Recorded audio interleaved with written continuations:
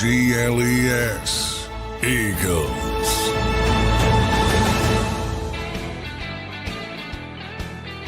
And welcome in, everybody, to a Football Friday edition of Birds 365 here on JAKIB Sports. I'm your host, Zander Krause. That's my co-host, John McMullen. It's an exciting Football Friday, just from a sense. You get the conference championship games this weekend, but a little bit of disappointment in the air still in Philly after the Eagles were bounced in the opening round.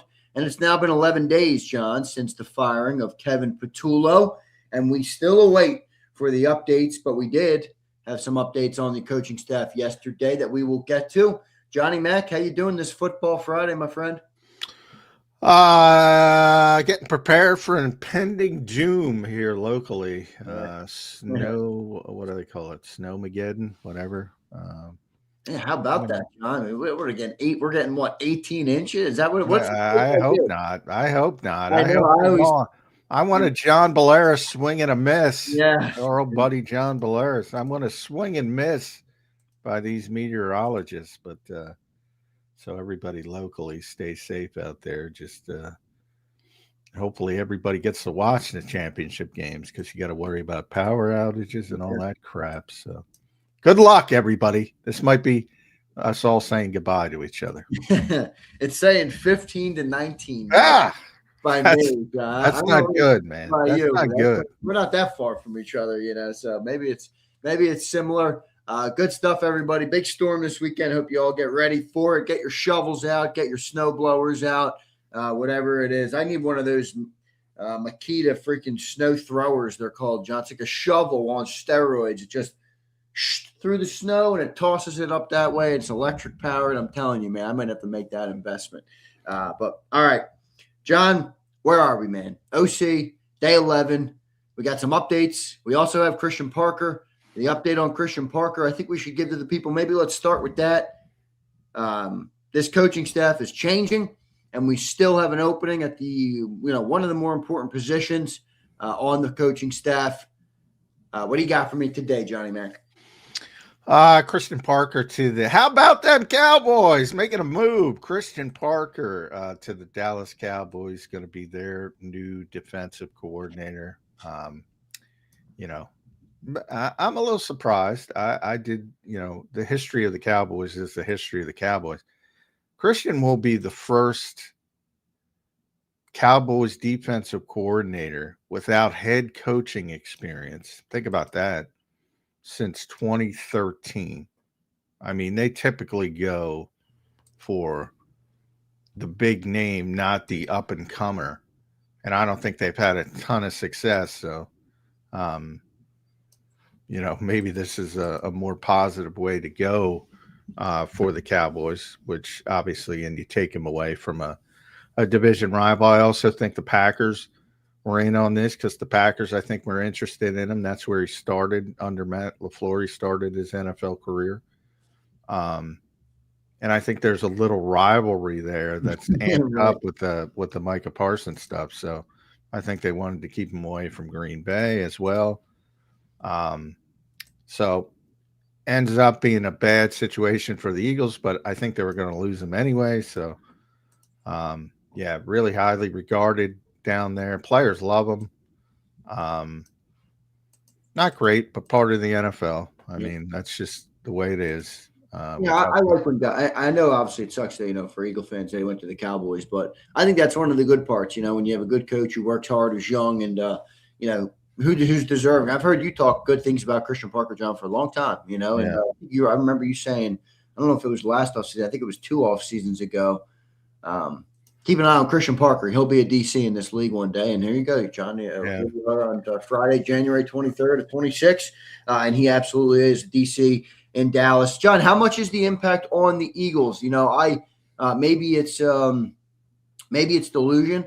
I think the Eagles are more positioned to lose a coach like that. Not to say it's not a big loss, but when you have Vic Fangio, when you have great cornerbacks, you can handle that. Obviously, how big of a loss do you think that is for the Philadelphia Eagles to lose Christian Parker? Obviously with the defense being such a big part of their team, even with how good they've been, John, they really haven't had, major losses on that coaching staff, which is pretty surprising considering, the results they've had. Yeah, it is a little bit surprising. Yeah, again, a lot of he's very young, so you have to sort of go through it a little bit before people will take you seriously. And he's been with the Eagles. Obviously, the Eagles defense has been tremendous for the 2 years he's been here. Number one pass defense when they won the Super Bowl. I believe they were top 10 this year. So consistency. Learned under the best there is in Vic Fangio. So that helps. And the Eagles were prepared for it. They knew they were going to lose this guy at some point. And Joe Casper, I would imagine, would step up. He's the safeties coach. I think they'll just elevate him to being the defensive backs coach as a whole. Guys like Cooper, DeJean, and Quinyon Mitchell speak very highly of Christian Parker. They also speak very highly of Joe. So, and Joe was here as a quality control coach, so the Eagles kind of started him. And then Vic stole him away to bring him down to Miami. So I think that says a lot about Joe Casper, and then he brought him back when he came back. So I think they'll be fine, but you never like losing good coaches, but it's part of the business. I mean, that's just what it is. It's guys get opportunities and they have to take them. And it was going to be Green Bay or Dallas. So either way, maybe you want them out of the division. But I said, when they traded Micah Parsons, I said, be careful what you wish for, even though they're not in the division, they're in the conference. So I think either way, you're going to lose them. And Green Bay's got a better defense from a personnel standpoint right now than Dallas. So maybe at least in the short term, it's better he's in Dallas than Green Bay. Yeah, we'll see how he does there. Good for him. Christian Parker getting the job. I know, it goes to Dallas, but it is pretty cool. John, you mentioned Roy Casper, you think would be – or Joe Casper, excuse me. I'm mixing him up with the cornerbacks coach, Roy Anderson. Better chance for Joe Casper at that for that promotion than you think for Roy Anderson, who's the cornerbacks coach? Or you don't hear a lot about these individual coaching guys, especially on the defense, when you have a secondary coach, a corners coach, and a safeties coach.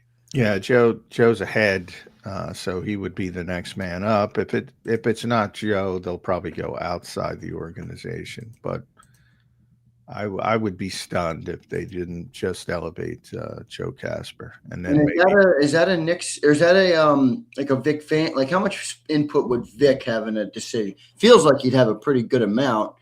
Just considering, the cachet he has. How do you see that kind of playing? Is that a Howie, a Nick, a Vic Fangio, a collaborative between Nick and Vic? I mean, yeah, it's collaborative. But Nick's in charge of the coaching staff, but he's going to let Vic do what Vic wants with his defensive coaching staff. And, like I said, Joe's young as well. So he was he came to the Eagles in 2021 as a quality control coach, which is the entry-level job. And then Vic took him in 2023 to coach his safeties in Miami and brought him back when he came here in 2024. So, I mean, Nick's in charge of the coaching staff, but Vic is going to make his decisions and he's going to be okay with it. He's not going to say, no, you can't hire Joe Casper. Or if there's somebody out there that Vic likes better, like I said, I think it's Joe Casper, somebody from outside the organization.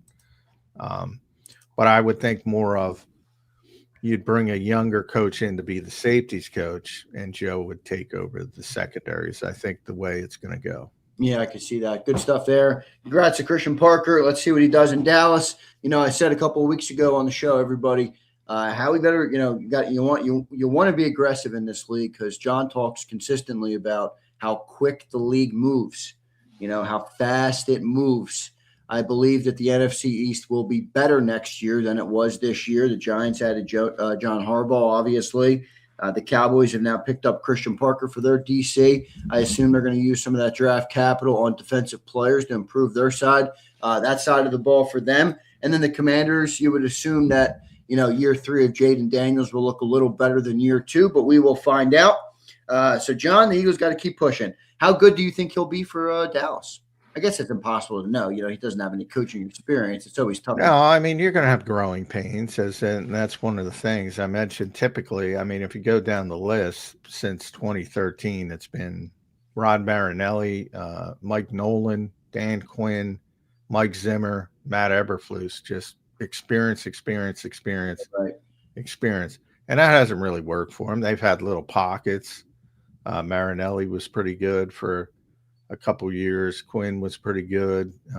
Nolan was terrible. Zimmer was terrible. Eberflus was terrible. So, it's hit and miss. And Mike Zimmer had the number 1 or number 2 defense for 3 straight years in Minnesota. So it's hit and miss. It seems like a missed evaluation on some of those players, because I don't think it's because of lack of talent. I mean, before this year, they had Michael Parsons, they had Trayvon Diggs, they had Deron Bland, they had the line. Well, that's what we talk about. Yeah. The league moving fast. Yeah. Trayvon Diggs ain't Trayvon Diggs.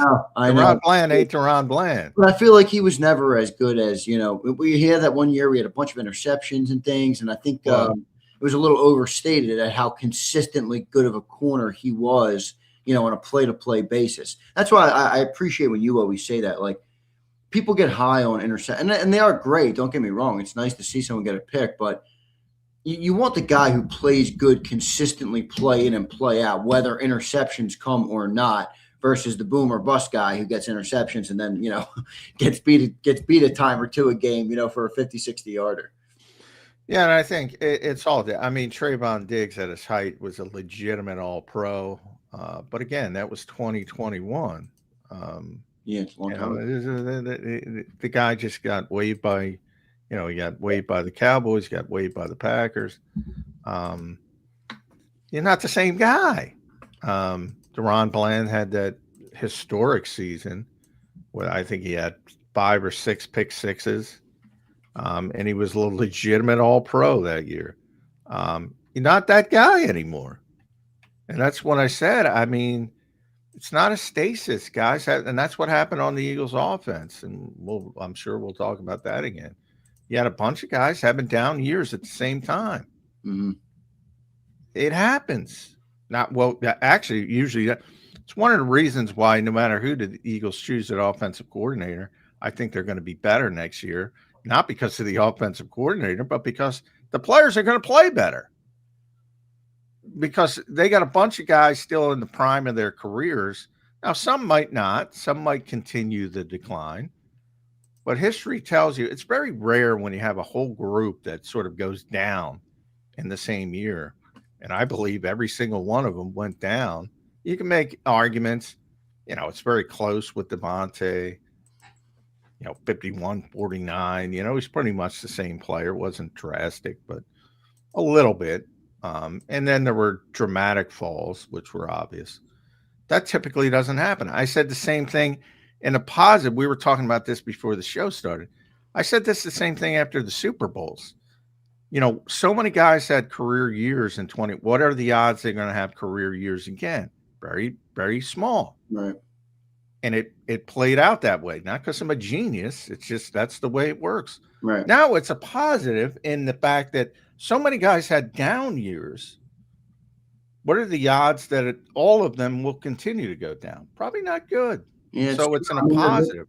The tough part about that, John, and I do think it's a great point in terms of like regression to the mean is more likely there. But doesn't it feel like it's like a little bit of the extremes? It's like career years, and then it's like seemingly falling off a cliff. I don't know. We'll get into that though real quick. Let me just finish up real quick on Parker. Do you think Parker's going to run the Fangio defense in Dallas? I think so, but like I said, when Jonathan Gannon taught me this, because I did not expect to see the Vic Fangio scheme with Jonathan Gannon, and he got in control. I expected to see a little Zimmer. I expected to see a little Eberflus sort of mixed together. Right. Got nothing like that. So you never know when a guy gets in charge if he's got a mindset where he wants to do something different. But and Christian has learned under a bunch of coaches, not just Vic Fangio at this stage. So you never know, but I would imagine he's had such success here that he's going to try to replicate it with a similar style. Yeah, and that's not you don't think that's the Eagles organization that's the reason they run that here, right? Vic when Jonathan left, he ran the same thing in Arizona. Yeah, well, he did. Nick Rollis, who was here, by the way, with John. I remember. He was young. He was the quarterback coach, wasn't he, Nick Rollis? Yeah, very young. He was the youngest position coach in the NFL, I believe. I remember when we had Nick Rollis. I liked him. He looked like an old school, like a fucking big beefy linebackers coach. Well, he was a linebacker at Minnesota. Yeah, that's right. University of Minnesota. Yeah. So anyway, I mean, you never know when guys get in charge and they have a mindset like he learned under Evero, who's a highly regarded, Vance Joseph, who's a highly regarded guy. So, he might take little pockets from everybody, but my bet would be he'd be doing a lot of Vic stuff because he's with Vic in Denver. Vic gave him his first position coach job. And he brought him here. So I imagine he's got a lot of respect. He did work with Vic prior to being in Philly together. Yeah. He, like I said, Vic gave him his first position coach job. Right. I didn't realize that a couple years back. And then then Vic got fired and he stayed, and Evero was their defensive, and then Vance Joseph, and then he brought him to Philly. So, he's learned under other people as well. So it might be a connection to that. But he's had so much success in Philadelphia. My bet would be that he's going to try to replicate what the Eagles do. Yeah, I think the Cowboys got a good hire. Now we'll say, obviously, we've never seen him be a coordinator, so you don't really know on this. But I do think they got a good hire. So congrats to Christian Parker for his promotion, and he is now working for the ops, as they say in Philly now, for the Cowboys.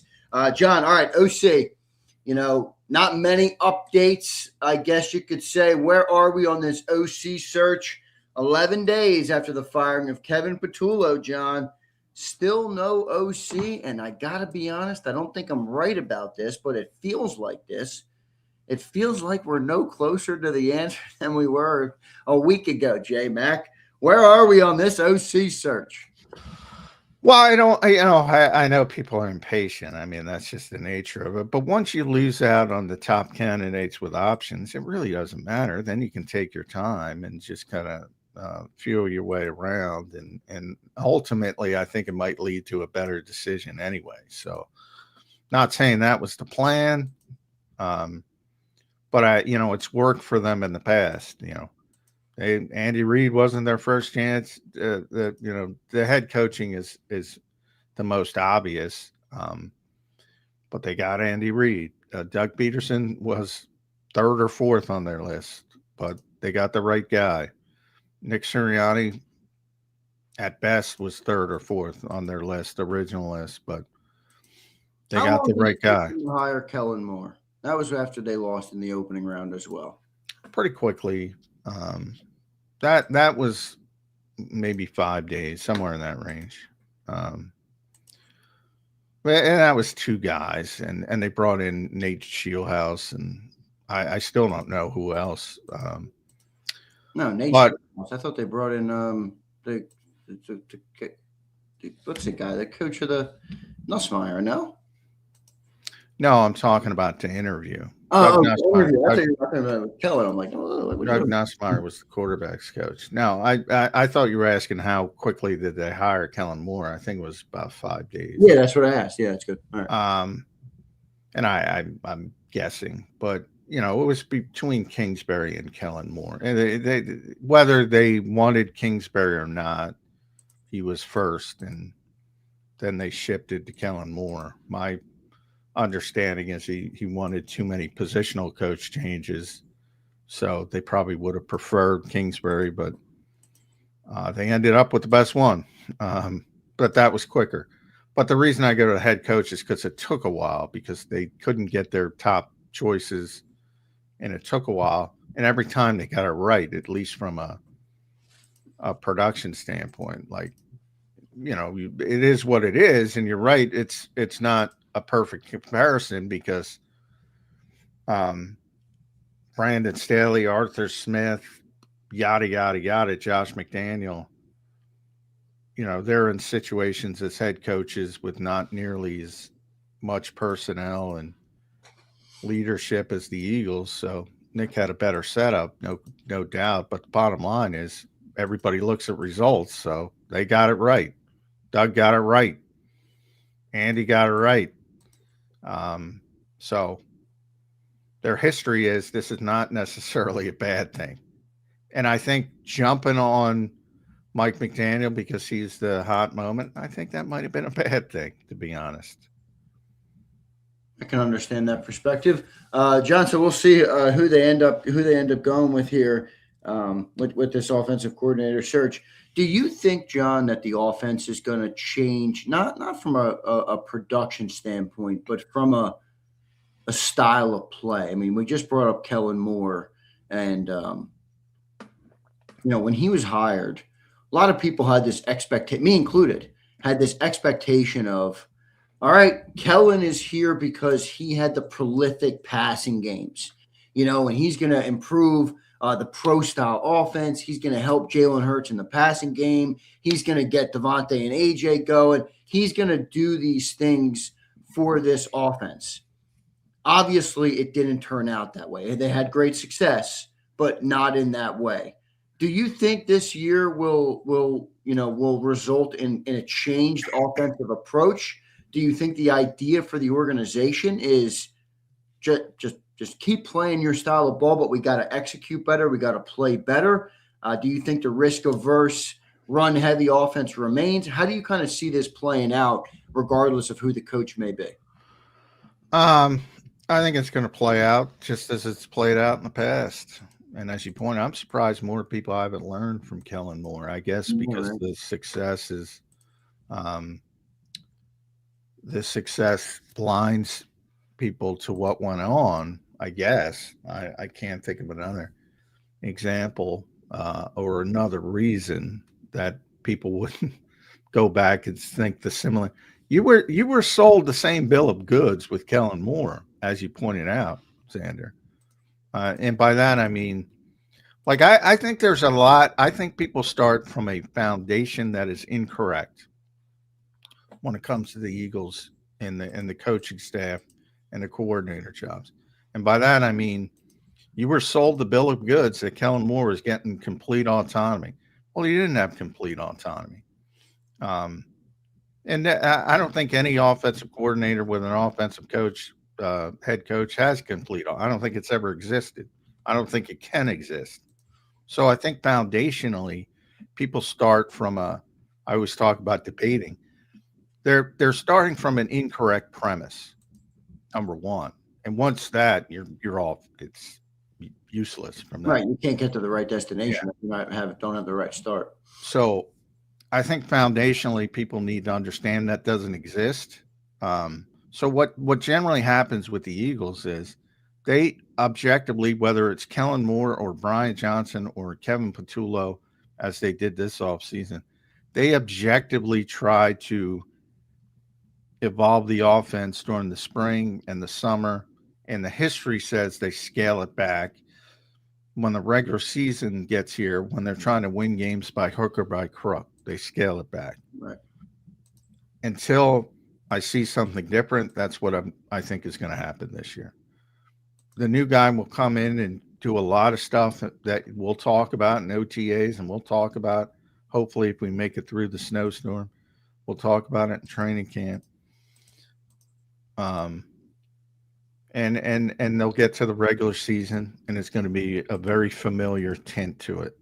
And I don't think that's going to change until that there's a new head coach and there's a new quarterback, to be honest. Because Nick Sirianni is going to try to win games with Jalen Hurts. And he now has a long, sustained both level of success and mindset when it comes to winning games with this particular quarterback. And why would you change it? Now, you're going to try to evolve it at all times. Right. But history says when the real bullets start flying, you're going to revert to what has made you successful when the other stuff isn't clicking quickly enough. Yeah, I hope people who are critical of of Sirianni, which I understand. I'm not saying you shouldn't be or you can't be, but you do have to make sure you add in the con. I mean, guys, he's been very successful. So if he doesn't want to change and run something the fans want to run, it's hard to say, or at least it's hard to say he's a dumbass for not doing that. I mean, they've had a lot of freaking success. So it is what it is. John, 2 follow-ups on that. Last year, when they did not abandon, but when they did have the big switch after week 4, after the bye week, they had the intervention, they had the team, whatever. You called it unfair.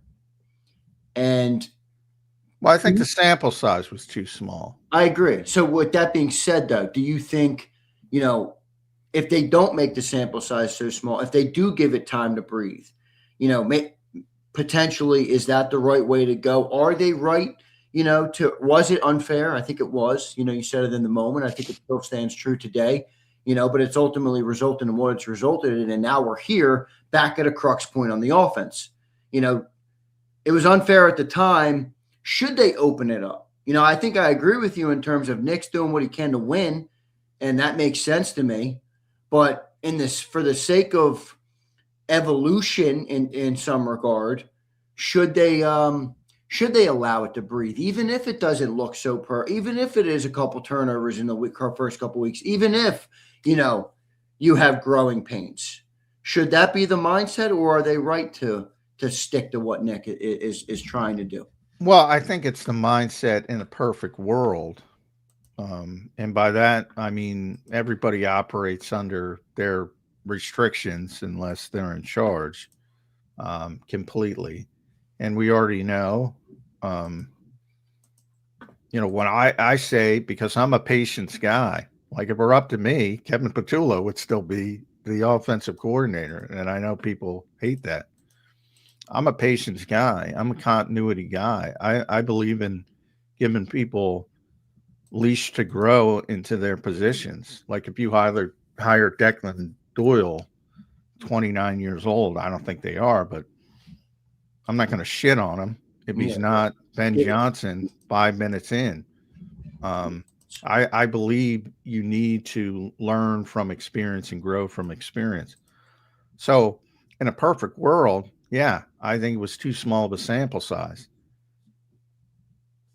Well, Jeffrey was thinking about firing him at 2-2. So he's not operating in a perfect world. Right. He's trying to go win a football game.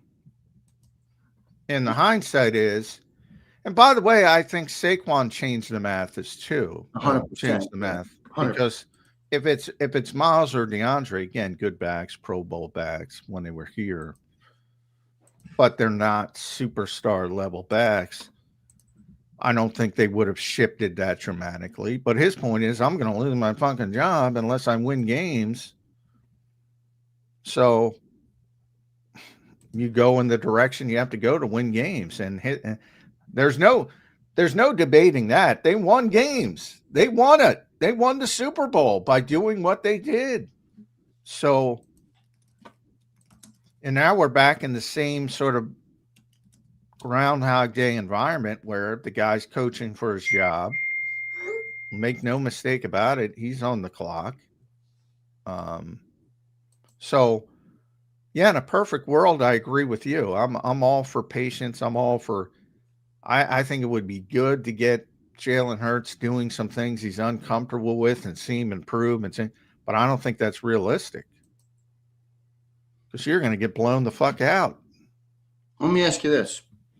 We often point out that Nick can take a lot of shit, but Nick's been successful. Nick's winning percentage is what it is. Nick has won at the level he has. Nick has been to 2 Super Bowl. Nick has been the coach of the most successful, maybe the most successful 5-year run in Eagle history, potentially. Certainly in the Super Bowl era. Right. So we argue that often. Yeah. And we push back on the idea that maybe Jeffrey Lurie is a little bit too reactive to things like this. Can't you make the same argument for him, though, in terms of success? Like you would, in a perfect world, like you said, yeah, you want to be patient, but hey, maybe Jeffrey's right. Maybe Jeffrey doesn't sit there and wait for shit to develop or wait for shit to play out. If he doesn't think something's going to work, he moves quick. And they've had a lot of great success. Is that a fair context to add to that, to that conversation, that while there is negatives to the style that he's doing and to the being that speed and that reactive and that impatient, boy, they win a lot, and I'm sure Jeffrey thinks he's a big part of that. So how do you view that? Yeah, I mean, I'm sure they're emboldened by the fact that they won Super Bowls with two different coaches and two different quarterbacks, and really three different quarterbacks. I'm sure they're emboldened by that. But I still don't agree with it. I don't think you would have to be in this change mindset. I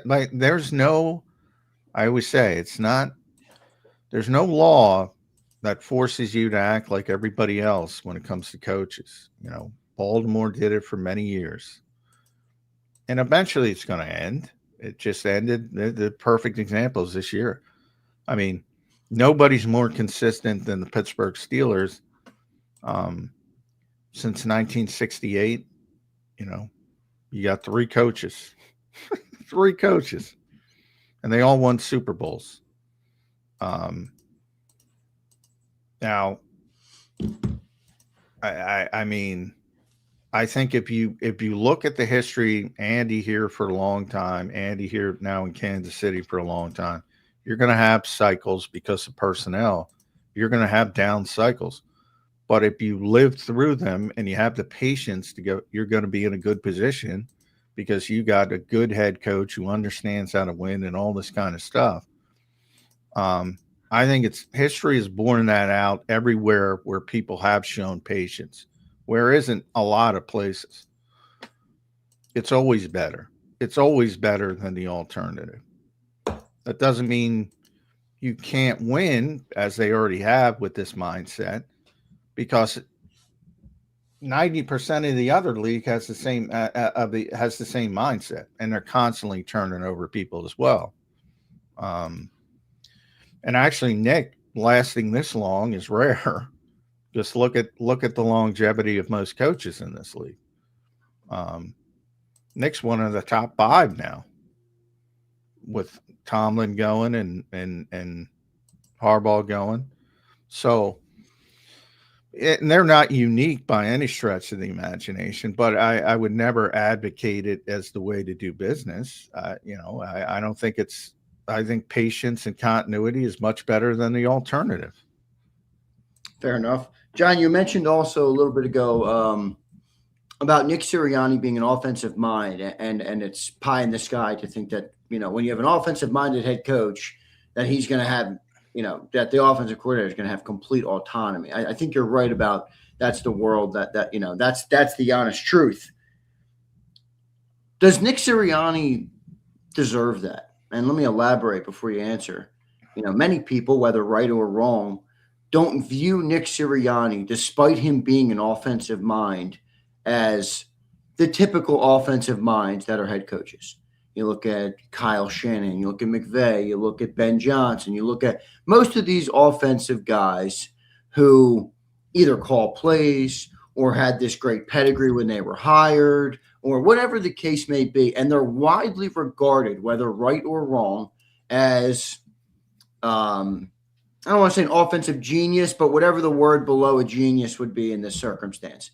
Nick Sirianni doesn't give off that to the fan base. Now, maybe the fan base is wrong. It doesn't seem like he gives that off to the media at large, even outside the city, even nationally. Do you get that sense? And do you think that's a reason that maybe Sirianni shouldn't have as much control of the offense as Kyle has or as the other guys have? How do you kind of gauge that? Because he certainly doesn't run an offense the same way. I think we know why, but maybe that context is left out. How do you view that? Well, I don't think it matters what others think outside the building, number one, but from the standpoint of like, again, it's always an interesting conversation to me because many people downplay Nick's success. Nick's critics will generally downplay his success with what is their biggest argument? Well, they have the most talent. And when the talent doesn't perform, well, they have terrible coaching. Like it's talent when he's successful, Right. when he doesn't reach expectations, it's coaching, which would tell you, well, no, it's talent. Yes, the main prospect of it when you are successful and the talent didn't perform to the level you think they should have when they aren't successful. But one thing he's proven uncontroversial is he wins. So if they had that much talent, he wins. And if they had that much talent, winning, he's going to win at an optimum level. That's uncontroversial. What's interesting is think about the two guys who are the top candidates for the Philadelphia Eagles, Mike McDaniel and Brian Daboll. I mean, it's a backwards way of thinking. And again, well, Nick's got more talent. Okay. Some years that's certainly the case, and other years it won't be the case. But those guys don't have a sterling record, particularly Daboll as a head coach. But certainly Mike McDaniel just average at best as well. So, people like style. I don't know. People like they don't like Jeffrey Lurie does too. I always think of it like this. Jeffrey Lurie's got like it's like the meme of like the devil and the angel on the shoulder. Over here he's got the angel who's like Nick is 51 or whatever his record is. He's been to 2 Super Bowls. And then on the other shoulder he's got the devil, and it's just like I know you want that prolific offense, Jeff. I know you want it 2-2 at the bye week. Fire him, Jeff. I think Jeffrey Lurie is stuck between a rock and a hard place, John. I really do. I think he wants. Yeah, I mean, this guy. To me, that's what you want with a head coach. This guy is going to win or try to win, and by any means necessary. By any means necessary. And it's become a cliche because he says it so many times. If that means passing it 40 times, if that means running it 40 times, that means blocking a field goal, if that means doing something on special teams with as far as the return game, if that means the defense turning over, he doesn't care. Very similar to, and that's been one of the strengths that Jalen Hurts, typically there's a lot of quarterbacks that want 300 passing yards, just like there's a lot of receivers that want 1,500 receiving yards in a season. The strength of the Philadelphia Eagles in this era is proven to be that Nick Sirianni and Jalen Hurts specifically will do anything it takes to win, no matter how ugly it looks. I find that to be a positive if I were an owner, an extreme positive, because as simple as that sounds, it doesn't exist in many places. It doesn't exist. It doesn't exist with Mike McDaniel. It doesn't exist with Brian Daboll. Doesn't exist with 95% of the people running through here who everybody wants or everybody thinks they want. Doesn't exist. I freaking criticize Nick for his bullshit competitive advantage stuff, what I project it as, but I also say it's his right because he's in charge. He believes that. He believes it's lazy if you're going to say, like even what Sean Payton did, and say immediately that Bo Nix isn't going to play. Like Nick would never say it publicly, but he thinks that's lazy. Take it up as long as you can, even if it's a day before it gets out, or take it as far as you can take it. That's what he believes. I think he overstates it. I'm on record as saying that, but I think that I see that mindset and I go, if I were an owner, I don't like it as a reporter. If I were an owner, I'd say, I like that guy. Like, I don't know, but to the overriding point of should he have the autonomy? Well, he's the head coach. Yes. Not only should he have autonomy, he has to have autonomy. And if you don't want him to have that autonomy, that's fine, but you got to fire him. You can't have a setup where the head coach says, "Hey, we're going for it on fourth down," and the offense, well, I don't feel good about this right now. Can't have that setup. That would be the worst setup in NFL history. Well, we'll see. John, do you think a coordinator gets hired this weekend? I mean, what's the timeline look like on this thing?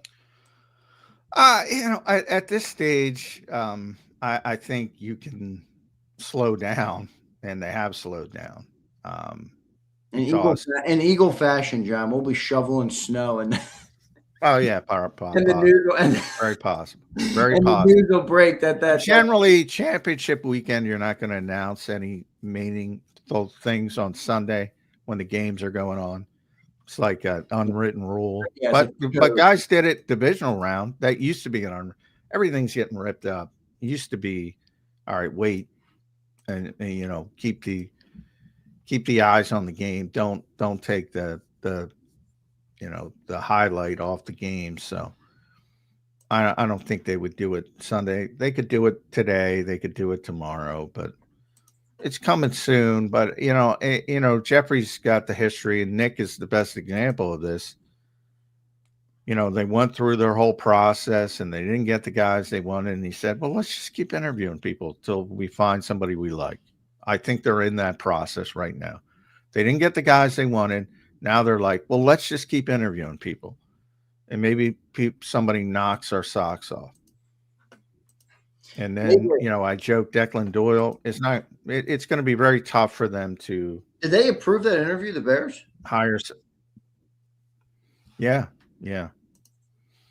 Yeah. They already talked to him, Declan Doyle. So from the standpoint of, and, same thing with Shane, with Jim Bob Cooter. I mean, give Ben Johnson some credit because he knows he would call plays here, which he's not going to call plays in Chicago.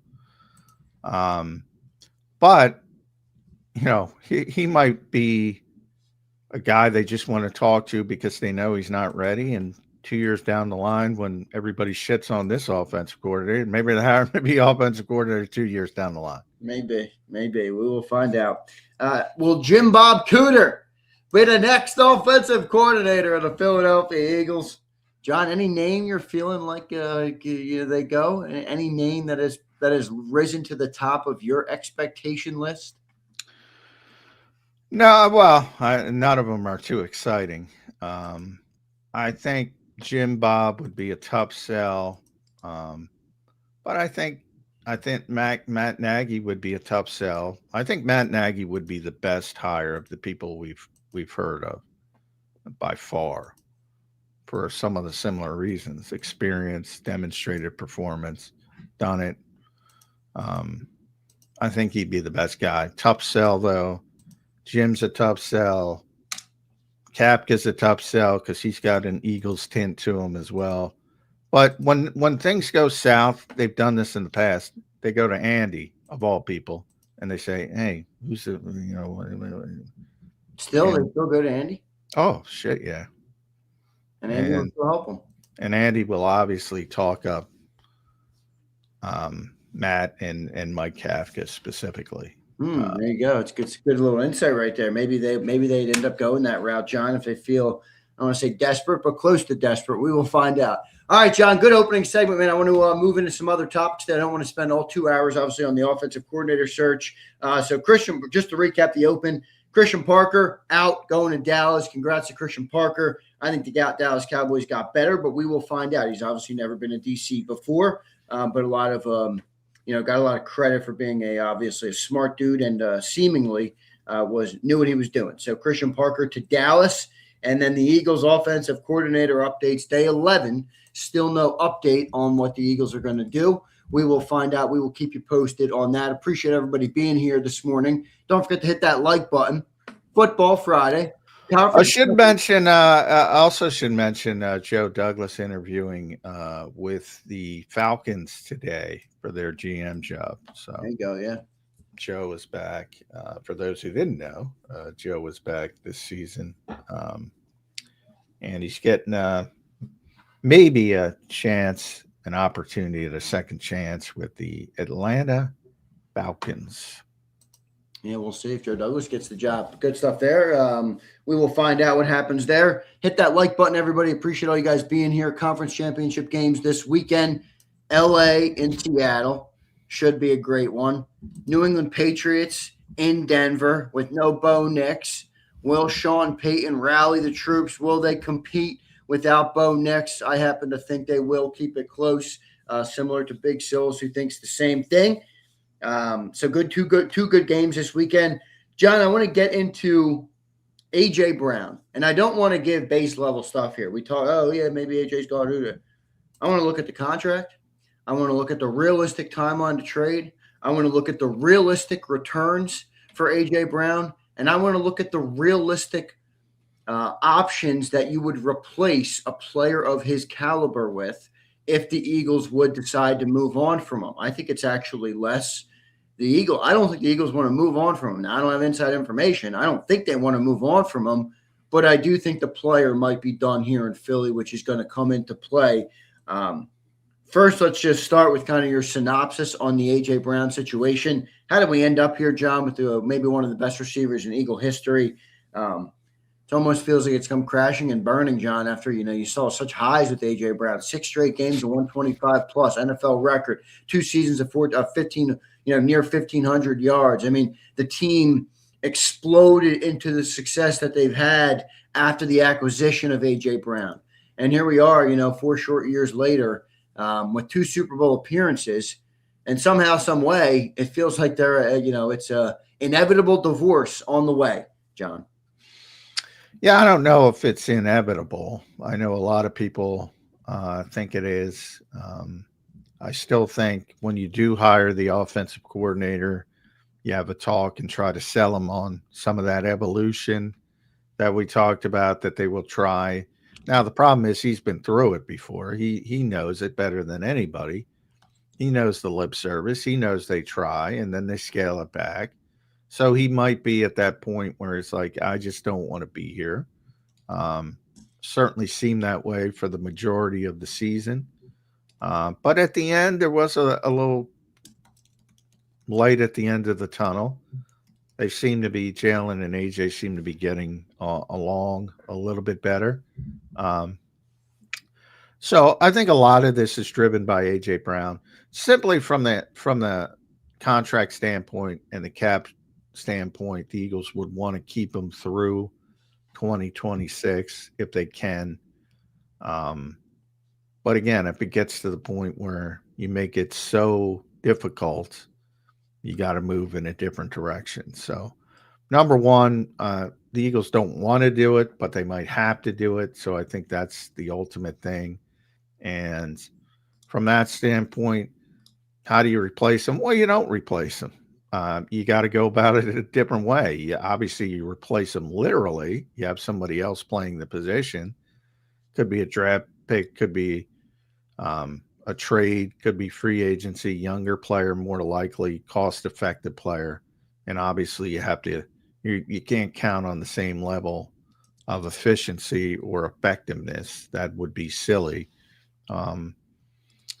So that and what you get back, well, that's complicated as well. Typically, if you're going to make a trade, you're probably going to tweak the contract in some way to make it more incentive. The more you can do that, the more value it is. But, he gets paid a lot of money. So don't assume, you're going to get a first-round pick for A.J. Brown. Before talking about trade, I tell everybody, look at the contract first. Because you say these superstars, well, he'll get a first-round pick. Very, very few with his level of contract are going to get a first-round pick back. That seems unlikely. I predicted, John, a conditional 3 that could become a 2. Yeah, I mean, I think they'd want to get a 2. I mean, let's look at this real quick. I just want to show the people this so they have some information. This is Spot Track. I know there's, over the cap. I have a premium account on here, so this is what I use. I like the guy on Twitter. I don't know what you think of it. So you can come down here and kind of look. I guess you would use this right here. Post 6-1 trade. So I guess it'd have to be post 6-1, John. I mean, there'd be dead cap, 27 dead cap, and you'd save $7 million, as opposed to if you do it pre-June 1st, you're looking at $43 million in dead cap, assuming these numbers are correct, and you're going to lose $20 million of cap space. So that would never happen. The post 6-1 trade actually, right here, everybody, if you're looking at the screen, would make the most sense. So that's what I think is realistic when it comes to the contract. It's still not great numbers. You're taking a $27 million cap hit on a dead cap hit for next season. Yeah, well, the complications, again, the league changed a couple of years ago. You can now trade people with a post-June 1st designation. Right, so you can trade them in March. And March is key because March is free agency. That's when everybody's flush with their budget, and that's when you're going to get the most. And you also want to get something immediately if it's draft pick or you want it for 2026, not 2027. So, if you actually literally wait till post June 1st, you're not going to get the same kind of deal. And from a draft pick perspective, obviously, it's going to be almost a year out. So that's not optimal. So it would almost have to be a designated as a post June 1st cut. That still impacts you from a free agency standpoint, because you mentioned those difference, losing $20 million on the cap pre-June 1st trade, right? Gaining $7 million post-June 1st trade. Now the dead money's just awful either way. So that is, Jeffrey Lurie will approve that if he has to. But what I think most people don't understand, yes, but you have to carry that dead $20 million to literally June 2nd. So you're not getting... you don't get the relief until after. Correct. So it doesn't help you in March. That is the issue. And that is why the Eagles will want to work something out, if they can work something out, and at least go one more year. But again, it might not be possible. I mean, if you look at the contract here as well, and again, I think Spot Track is pretty good, John. Right? They're a pretty good source, right? Yeah, they basically over the cap. I like over the cap better, but they're basically the same. Basically the same one. You look at the 27 there. It says potential out 2027. That would be after, I guess, next year. I guess they'd like to get to that point. I don't know if they will because of the player, but that would make it more feasible for the Eagles. No, I mean, if you look at, let me just click on it real quick. What it would be if they made the move next summer, 26 now. So if they did it next summer, yeah, I mean, you're looking at 11 dead cap and 15 dead cap if you do it post 6-1. Yeah, they can get out of it after next season. It's not great, but somewhat easily. But yeah, this season would be tough. And this season, they definitely, if they have to do it, they'll do it, but it will impact what they're trying to accomplish pretty significantly. There's no way around it. And that's why you'd want to take it next year. It's much more feasible to move on. And, who knows? Maybe they go win the Super Bowl and he's happy again. So a lot of things can happen in 12 months, but really this is A.J. Brown more than the Eagles. The Eagles would like him back. Will he want to come back, or will he make it to the point of Carson Wentz where it's like, no, I'm not doing it. And then you have to do something. And then you got to make the best of a bad situation. There's your dead cap hit. Look, man, it's amazing how much money the Eagles kick down the road. I mean, I don't think it'll ever bite him because I trusted Howie, but it does look crazy when you look at Oh, it bites them. It's already bit them. Yeah, I mean, they're willing to make that trade to do what they have to do. And if you look at AJ Brown, even if they have to take that cap hit that you just shown, it still worked out for them. Yeah, I'm not saying from their perspective. Yeah. You know, they're playing with house money now from their perspective. But you know, if the player's that unhappy, then similar to Carson, you just got to take the medicine, and eventually it'll even out down the road. But it's going to have a short-term impact, no doubt about that. Yeah, we will see what happens with AJ Brown. So that's the look at the contract. I know you mentioned, John, you don't replace a player like AJ Brown. Well, I got news for everybody. Okay, and this isn't breaking news. This isn't groundbreaking news. And if you have a brain that works between the two ears on your head, I assume you've thought this. If you're going to move on from AJ Brown when the offense already has problems, the offense already has pressure to be better, the offense already is underperformed relative to what they should. You lose AJ Brown, you're going to lose Dallas Goedert. I mean, and then we're going to get better on offense? That seems like a swimming upstream there. Well, is the offensive line going to be better? Now, even if they are better, are you going to produce more?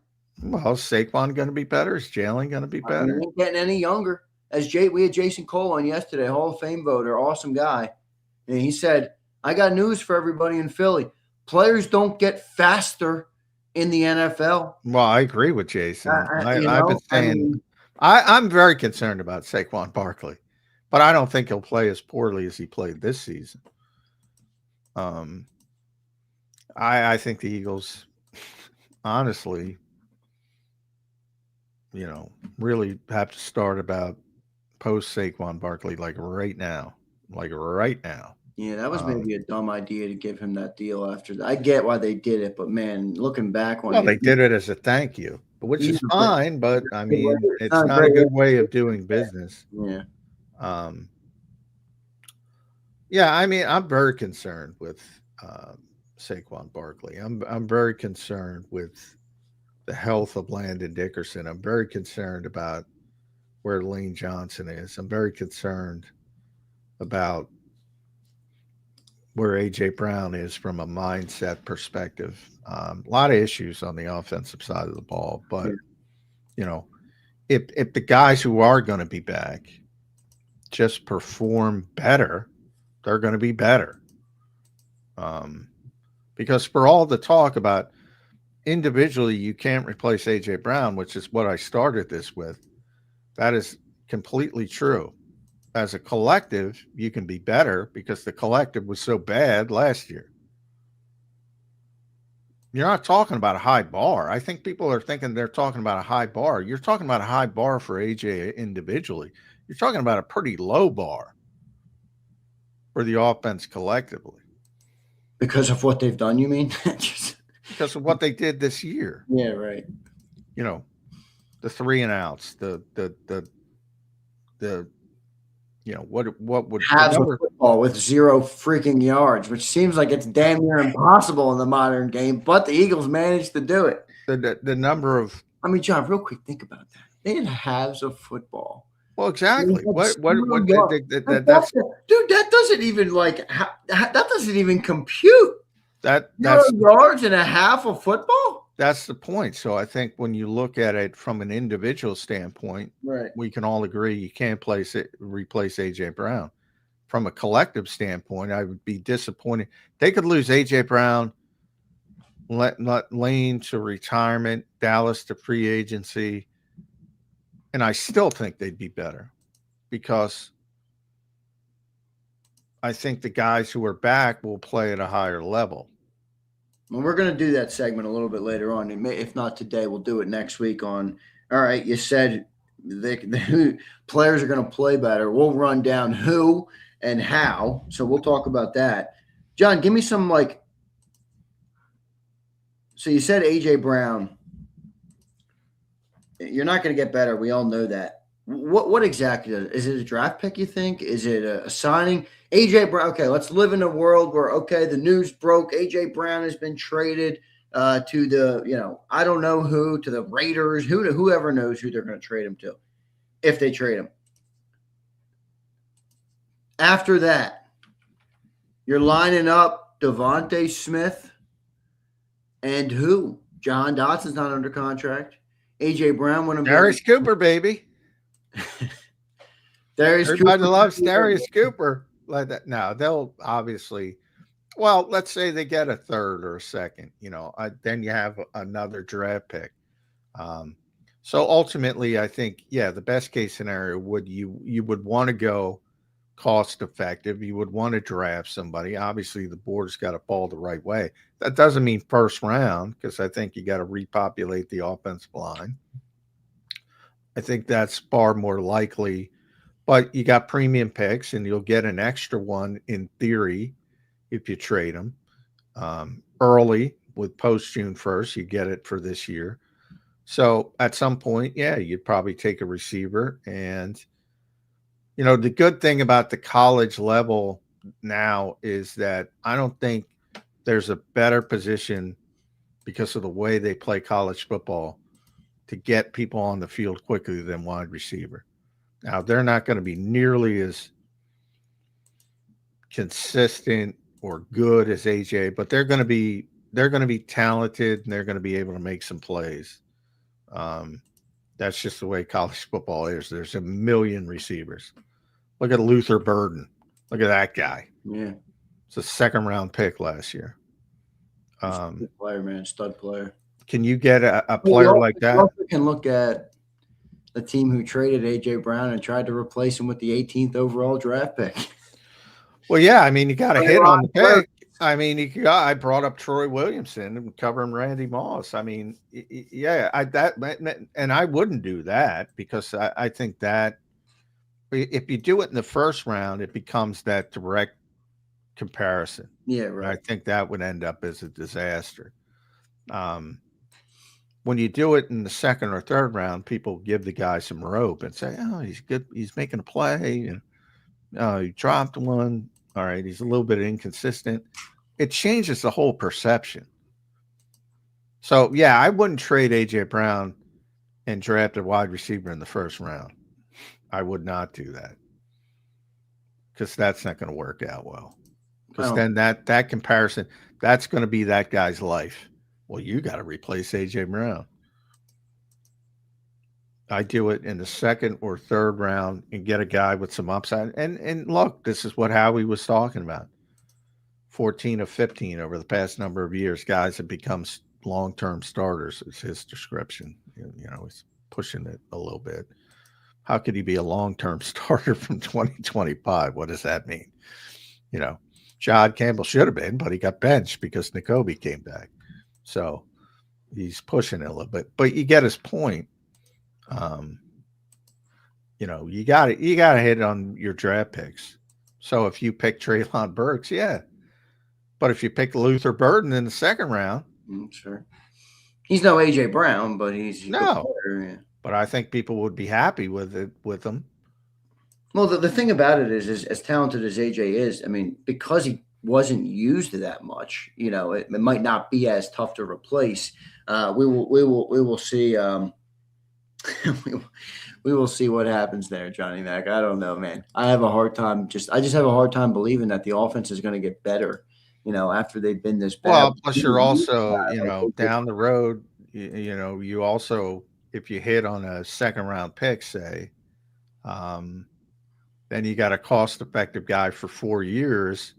So down the road, you can do some other things at different spots. So here, let's see last year. Jaden Higgins, pretty good. These are second-round receivers. Luther Burden, pretty good. Trey Harris, Jack Beck with Las Vegas, So, it's hit and miss, but Kyle Williams did some things with the Patriots. Isaac Tesla, I love that dude. He was a 3rd-round pick. Yeah, Williams was they 3rd. should throw the ball to him more. They didn't give him any targets, but when they did, man, he was. Oh man, that dude's got great he made some hands. crazy But catches. I'm in the 3rd round now, and you got guys who you would like. Jalen Noel with the Texans as well. Okay, so there's a demonstrated history of getting some pretty good value, out there. Savion Williams showed some things in Green Bay. These are 3rd-round picks. I'm telling you, there is no position where you're going to have more people that can play, because of the way they do things in lower levels of football now, there's a million receivers. Not like A.J. Brown, Right. but a million receivers. But they didn't use A.J. Brown to his full potential anyway, so you don't really need a guy to play to that potential. They can contribute. Yeah, right. Now you got to pick the right guys, which is easier said than done, but it's very doable. Who is the right style of receiver for this offense? Johnny Wilson. Well, no, I mean, actually, Devonta is the best example, because you want somebody who's really a high level receiver and is equipped to handle not getting a high level receiver's traffic. Yeah, can I just say something on speaking? You bring up Devonta Smith. And I know some fans are going to take this the wrong way, and I really don't care. As a pure football, just a football fan, forget being an Eagles fan for a second. As a pure football fan, man, do I wish I could see Devonta Smith in a more high volume offense, because I think that guy has so much untapped potential that he hasn't realized here yet in Philly. I mean, man, I would love to see him get some consistent traffic, John. Just my personal thing. I know they win. I'm not discounting the way they win. I get it. But, man, I wish I got to see a little bit more Devonta Smith getting the football consistently, having a chance to make big plays. I mean, we've seen him make plays in the back of the end zone, toe tapping on the sideline. Some of the catches he's made, John, have just been unbelievable in his career. And, man, I fucking wish we got to see it a little bit more. But I get it. It's not the way they play. I actually think it's a good spot for Devonta in the fact that, the size, he's proven – but it is real. And like if he's getting Puka Nacua level traffic, I think he might be dead. Yeah, you're right. I also think he's not, a real big yards after catch guy, in the fact that he's not going to break tackles. Not a manufactured, better description. He's not a manufactured touch guy. So he's not a guy you want to get the ball to on bubble. Yeah, if you get him in space. I mean, it feels like that's what I'm saying. If you get him, if you get him in the middle of the field running away, yeah. What about, I know this is a tough comp because of how successful he's been, but what about in a role like an Amon-Ra St. Brown? Because he's smaller. Nothing like not with this quarterback. I'm just saying. I mean, all the variables aside, would Devonta work in that style? I think he would. No.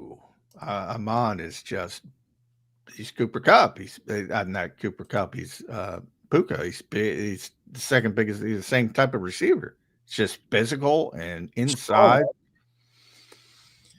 Yeah, he's stocky. He's stocky though. He's not tall, but he's a big receiver from a standpoint of.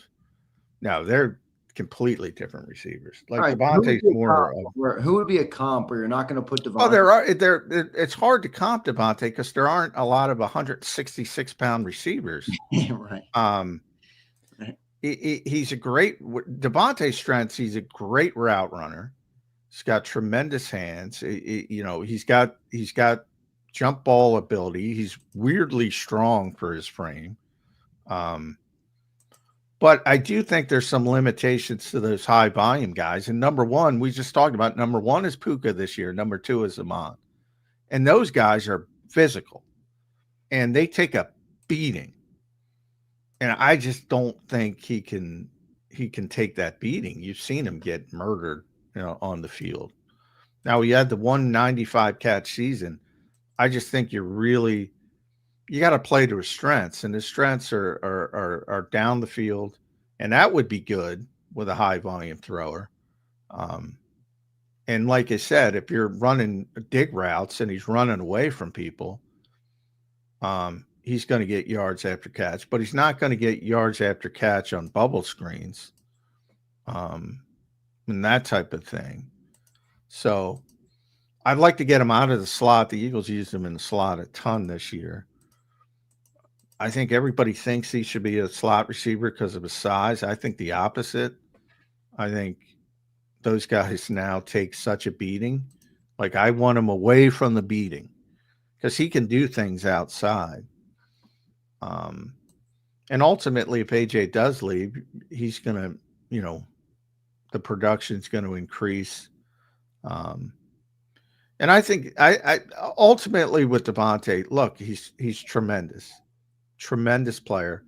But I think you have to be realistic with the limitations. Again, you're asking for a comp.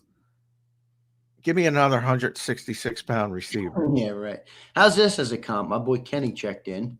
Closest active is maybe like Diggs, which I get. There's no perfect comp here for Devonta. We all know that. I guess you're right. Well, from a route running perspective, route running. Diggs is a phenomenal route runner. He was like the best in the league at his peak when he was. Well, I would argue with him and Thielen, when they played together, they were 1-2. They were. It might have been Thielen 1. It might have been him 2. They were literally routes that Diggs used to have and near the end zone. I mean, the corner didn't even know where he went. I mean, he was so damn good at it. Yeah, he's into. I just looked up. They list St. Brown at 202. Oh, damn! Wow, way bigger than I thought. Yeah, he's a physical dude, man. But with Diggs, I like the route running comparison. Devontae's probably certainly at this stage, he's got more speed. But Diggs at his height was really good. But Diggs is probably 190. He's still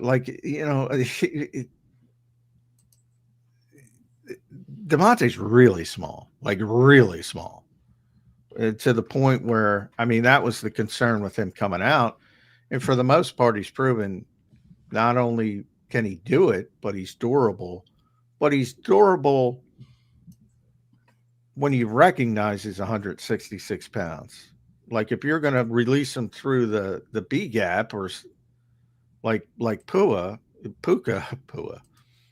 not going to work. So you have to be realistic also. But from a route running comp, Diggs was,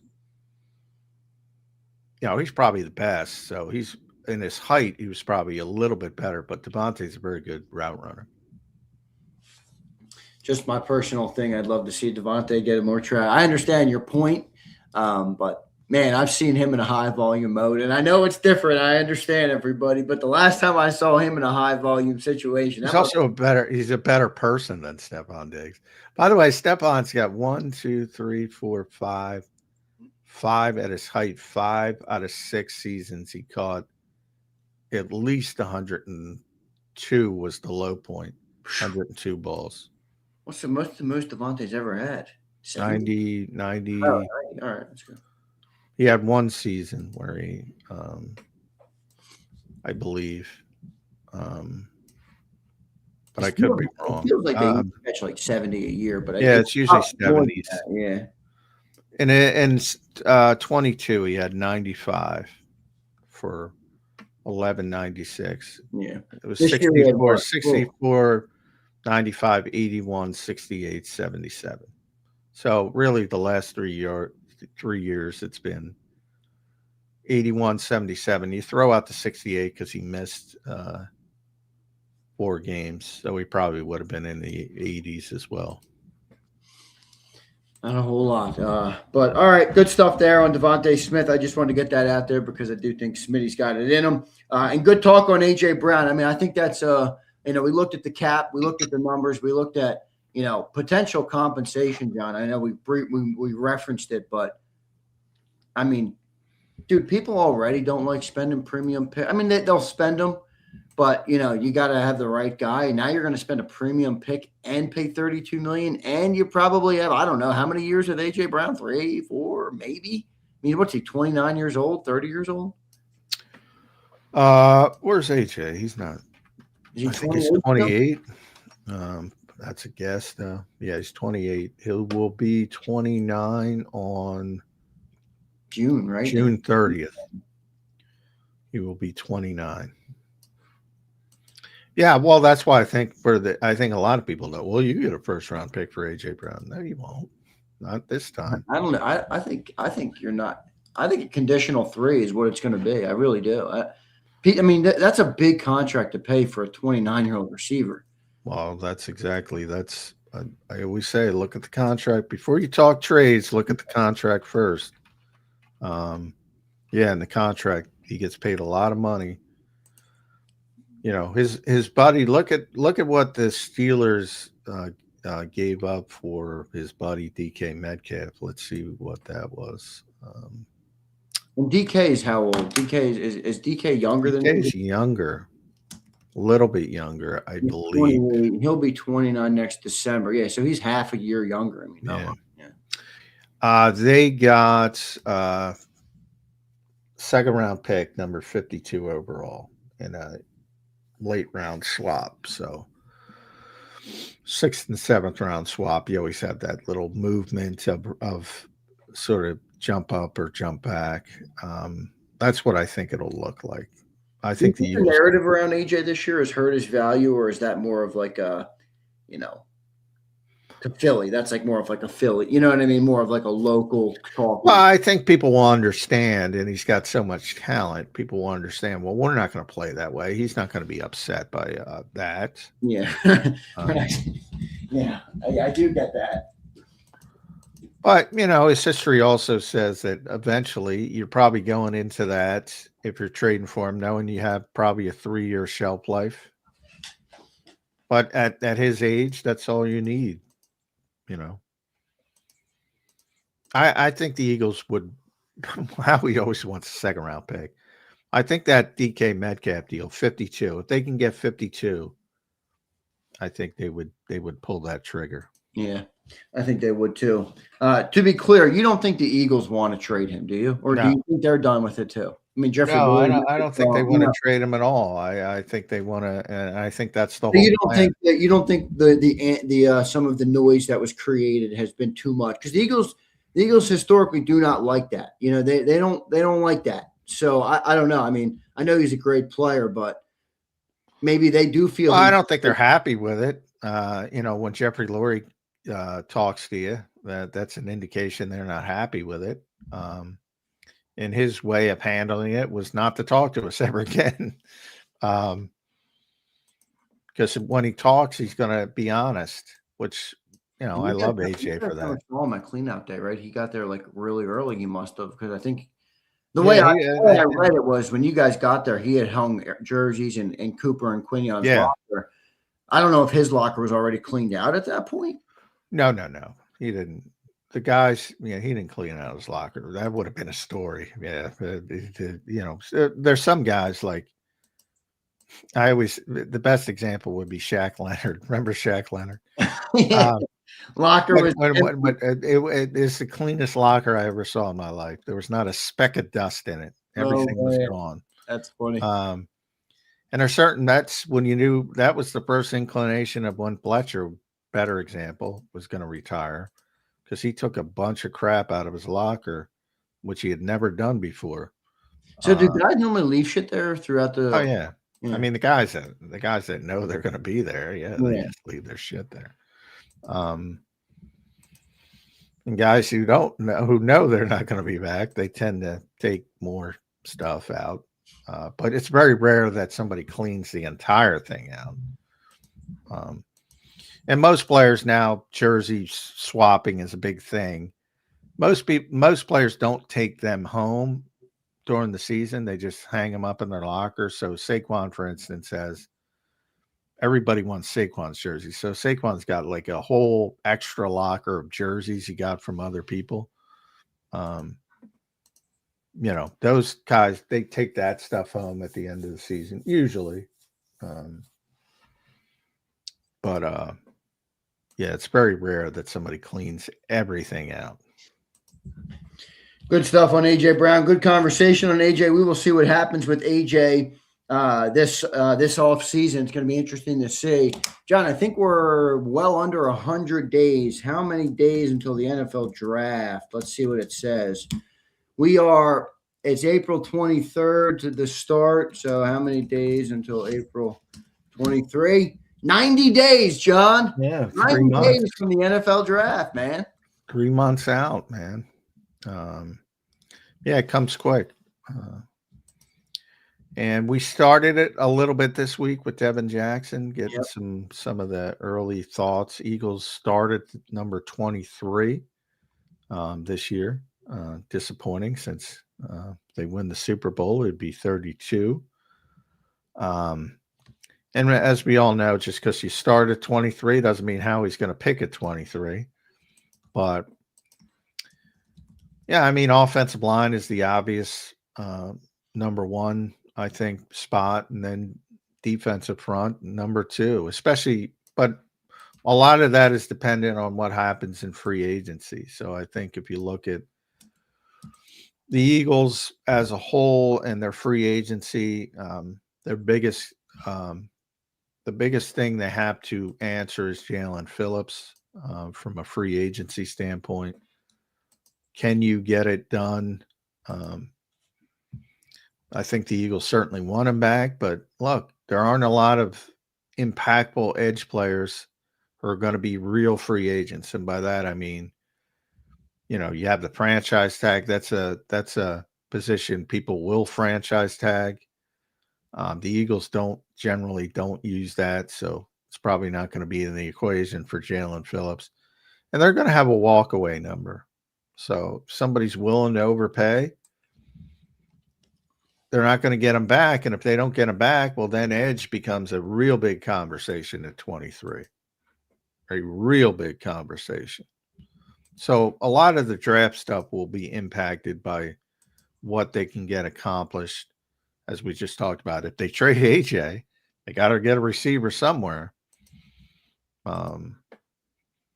So a lot of the draft stuff will be affected by what happens. Nice self-explanatory, but it feels like it's, if Jalen's not signed, you're going to need obviously defensive end, defensive lineman, and if they do sign Jalen Phillips, it feels like offensive line is going to be. Is that who you think it would be in round one? Now, obviously, the board is to fall. The Eagles aren't going to chase a player or chase a position, which is the right way to do it.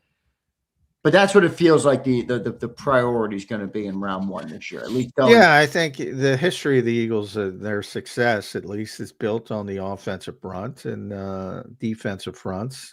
And defensively, they were fine for the most part once they got Jalen Phillips. But they got to get him back. Offensively, they had a bunch of issues, and they got to start thinking about repopulating, as I said, on the offensive line. So, and they took a bunch of day three guys, and, maybe they develop at least one of them. Cam Williams showed some signs late in the season. Miles Hinton's still there. Willie Lampkin they got from the Rams. Drew Kendall, I think, can be a good player in this league. So they have some options already, but those are day three guys where you're just sort of hoping, to get a Caden Proctor or somebody like that, who could be impactful right away in theory. I think that would be very enticing for the Eagles. Any names? Well, you just mentioned Caden Proctor, but I don't know. I don't know how long he lasts. I don't know where he's mocked right now. I mean, I viewed him, John, as like he's a guy that needs work in terms of like being a tackle, but he's got such amazing athletic traits, and size and everything. I figured, a team would bet on that. You always talk about that team. Teams love traits, especially in the NFL draft. I don't know. Yeah, well, he's a guy who you could see going top 10, and he's a guy who can see dropping. So, but and we had Devin on, as I said. He mentioned the kid from Utah. Penn State's got that. I don't want to butcher his name. So there's a bunch of guys who might be in the conversation. which is a positive thing because, if there's one guy, if it's for instance, if it's Proctor or bust, so to speak, and then you're like, well, you just gotta hope, right? Pulling up Mel Kiper's, but ESPN's annoying because they start the videos, man. Oh man, ESPN's crazy. Brutal. Stop doing that, ESPN. But if it's one guy, you're probably unlikely to get him. But if you have a whole cluster of players you like at a particular position, and I think that could be the case because Devin had mentioned like 5 guys, I think, who could be in the mix at 23, which I think is a positive. And I'm trying to find them. But I think it's a positive that you have that many players. And you can guarantee the Eagles are not going to like them all. But if they like 3 of them, there's a likelihood that they'll probably be there, or at least some of them will be there. And that would be a positive. So he mentioned Caden Proctor, as we said, Caleb Lomu from Utah, who I've seen higher. Monroe Freeling from Georgia. Vega Ione is the kid. I'm not butchering his first name. From Penn State. So he had 4 different guys. Yeah, the Miami kid's going to go. He's going to go way early, right? The Miami guy. I forget his name. Well, they have the edge rusher. Miami's got a bunch of players. They got the tackle too. They got an offensive tackle. What's that kid's name? I'm blanking on his name right now. He's excellent. It's just he might be the best tackle in the draft. Well, then he's probably going top 10. Yeah, you're the best tackle. Or Mugia or Mugoa or Francis Mugoa. I think Indiana had a prospect to tackle too. I don't know how high he's going to go, but Carter Smith, I know, is a decent prospect. But I don't think he's first round, but I could be wrong. I got to delve deeper into the draft, talk to some people, but I mean, from early indication, when you can come up with 4 names who could be potentials at 23, like Lomu, I've seen him top 10. I know that. Yeah, so I don't know if that's realistic, but Freeling certainly, the kid from Penn State's more of a guard, but we'll see how that shakes out. It's always interesting because it's like they could all go, or they could, there could be a run on everything, defense or other things. Well, that's why you need multiples, and it's very unlikely that the Eagles are going to like all 4 of those guys. But if they like 2 or 3, it's more likely that one of them gets to 23. And as we know with Howie, he has no problem going up to get somebody if he really feels they're a difference maker. But I like Proctor simply because he can start at guard and kick out. Be a big ass guard, man. Be a big ass guard. Well, that's the thing about their success with Bakai. I know, but passing game ain't going to get any better. I hope everybody knows that. Boy, I'm worried about fixing the running game. I've been on that from day one. I mean, the running game was atrocious. Holy shit, Caden Proctor's only 20 years old, John. Well, that's good too in the Eagles' mind. Born in 2005. Holy crap! Even my ass is getting old. Yeah. So, there's obvious needs, but Brian Billick, the great quote, "Need is the worst talent evaluator in sports." If you pick for need, if you're just picking guys because you need them, you're probably going to make mistakes. So if you go by, so we mentioned Francois Mauigua, I'm butchering that. That's the Miami kid. Proctor, Lomu, Freeling. Those are the guys with first round grades from PFF at least. So you got 5 first round tackles. Can one of them get to 23? Yeah. Are you going to like that guy? No. And then you start talking about Jennings Dunker from Iowa, Caleb Tiernan from Northwestern, Blake Miller from Clemson, Carter Smith, I mentioned him from Indiana. Those are some of the guys that are tackles. But again, you just don't want to. I need a tackle because Lane's going to retire at some point. They've been trying to do that for years. If they're not there, you don't take them. I mean, you don't reach for somebody. For the edge guys, if you lose Jalen Phillips, well, Reuben Bain, he's the most interesting kid in the draft to me because he's so good. But he's got short arms, and I'm interested to see how the NFL views that. Because typically great edge rushers don't look like him, but he just produces. And then you got the kid from Texas Tech, David Bailey, Keldrick Falk from Auburn, Cassius Howell from A&M, T.J. Parker from Clemson, all first-round grades. So a lot of names there, John. It's gonna be interesting to see what happens with that. So we'll find out what they end up doing when it comes to edge. What do we got at edge? How's the edge look, especially at like a spot like a 23? Well, that's who I was just talking. Those are the edge guys. Oh, so you go. Bain and Bailey are going to be probably top 15 at worst. So I would scratch them off. Then you're talking about Falk, Cassius Howell from A&M, T.J. Parker, Akeem Messidor from Miami, Mason Thomas, early second-round grade, so you might like him, and he jumps up. What style edge you like? I mean, for the Eagles, you would want more of the mobile. Can he drop? Can he play? Can he be a flat defender? Are they going to go with another small? They love these small edges. I get it. I think it's what Vic likes, but Jalen Phillips isn't small. No, what's he makes two. 6'6", 2 what? Yeah, he's a big dude, man. 6'6", 260-ish. He's a big dude, and he doesn't drop. So Vic, he's not gonna.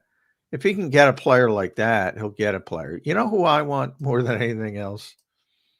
And I mentioned it to Devin the other day when we're talking about receiver. I don't think you can get him, nor do I think he'd fit. But for people who wish they had something, Casey Concepcion from Texas A&M. Because everybody talks about getting people the football and manufacturing things. We'll get a player who can do that. He can do that. Do they want to do that, though? Like, do they want to do it? I don't think they can do it. But they don't want to do that. Yeah, I don't think. At least I don't think they do. If you got a Mike McDaniel, that's the player you want. But you didn't get Mike McDaniel. No. You got Mike Kafka. But and we're talking about second-round receivers, Chris Bell from Louisville. He's good. Jeremy Bernard from Zander Krause's Alabama. Good player. Omar Cooper from Indiana. Indiana's got a bunch of them. Elijah Sarrett from Indiana. Jacoby Lane from SC. CJ Daniels from Miami. Chris Brazil from Tennessee. Skylar Bell from UConn. There's a shitload of receivers every year. In case people haven't noticed, every year in the draft now, there is a shitload of receivers. Tons. All right. Well, we'll see what they end up doing there. It's going to be interesting to see the draft approach this year for the Philadelphia Eagles. John, I'm gonna ask you the question because I will be honest with you. I'm a little surprised that you. I get your logic that you think that everybody's gonna that they're gonna get better. And let me just play. Well, not everybody, but I think. Let me just get it out there. Let me just play the devil's advocate. You got an aging offensive line that's battered and bruised from one of the most prolific. Well, they're going to get rest now. They're not playing into February. You can't take away them tush pushes that they had. I saw Landon Dickerson loading up his fucking load part. I mean, dude, whatever. Let me not get into that. You got a running back who is reaching the territory where running backs are normally no longer all that valuable in the league. It's just the way it goes. You got a receiver in A.J. Brown who, let's call a spade. I mean, he didn't look himself last year. So even if they did keep him, what does that look like? You have a quarterback who, once prolific in terms of being a dual threat, maybe one of the best dual threats the league has seen in terms of production on the ground, touchdowns, all these things. Not seeing that much anymore. I mean, I'm not saying I'm going to go there, but it wouldn't surprise me if there was a section of the fan base that was doom and gloom about what you're going to see next with this offense. Well, I've said, and this is just me. So 10, I don't count Tyler Steen because he wasn't a starter. But if you want to count Tyler Steen versus Mekhi Becton, I've said pretty consistently at the end of the season, early in the season, I thought about midway through the season, I thought two guys were a little bit better, 2 or 3. By the end of the season, I went 0 for 11, which is astonishing.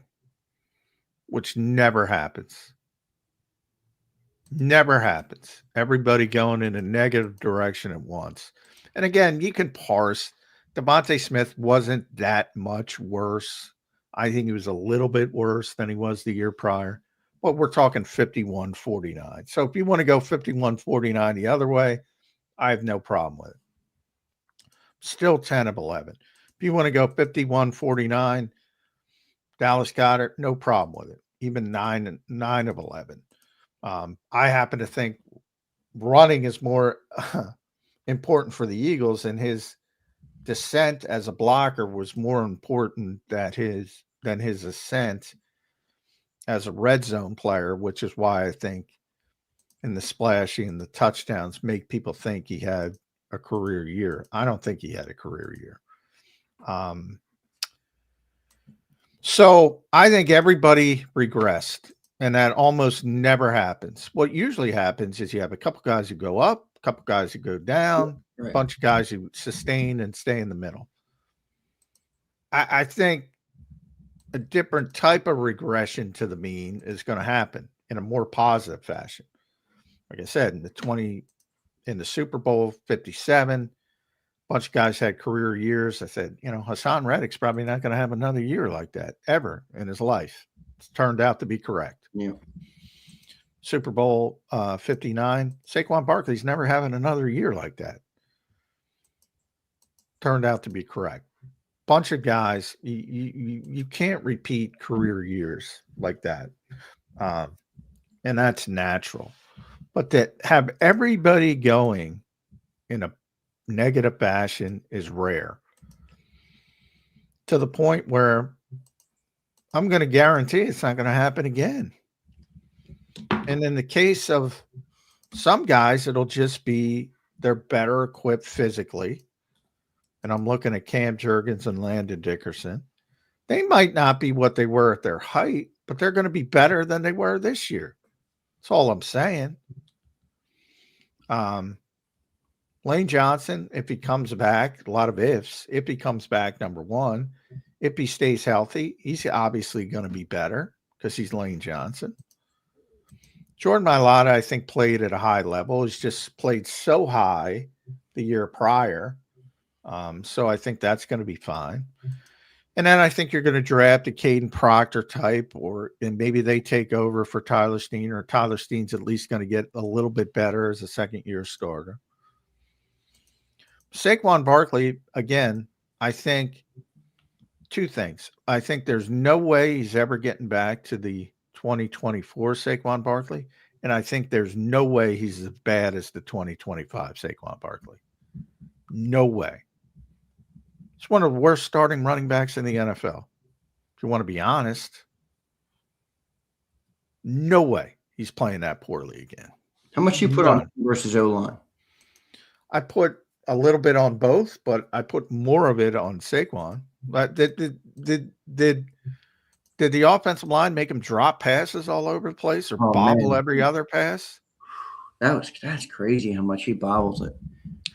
I think there's no way he plays that poorly again.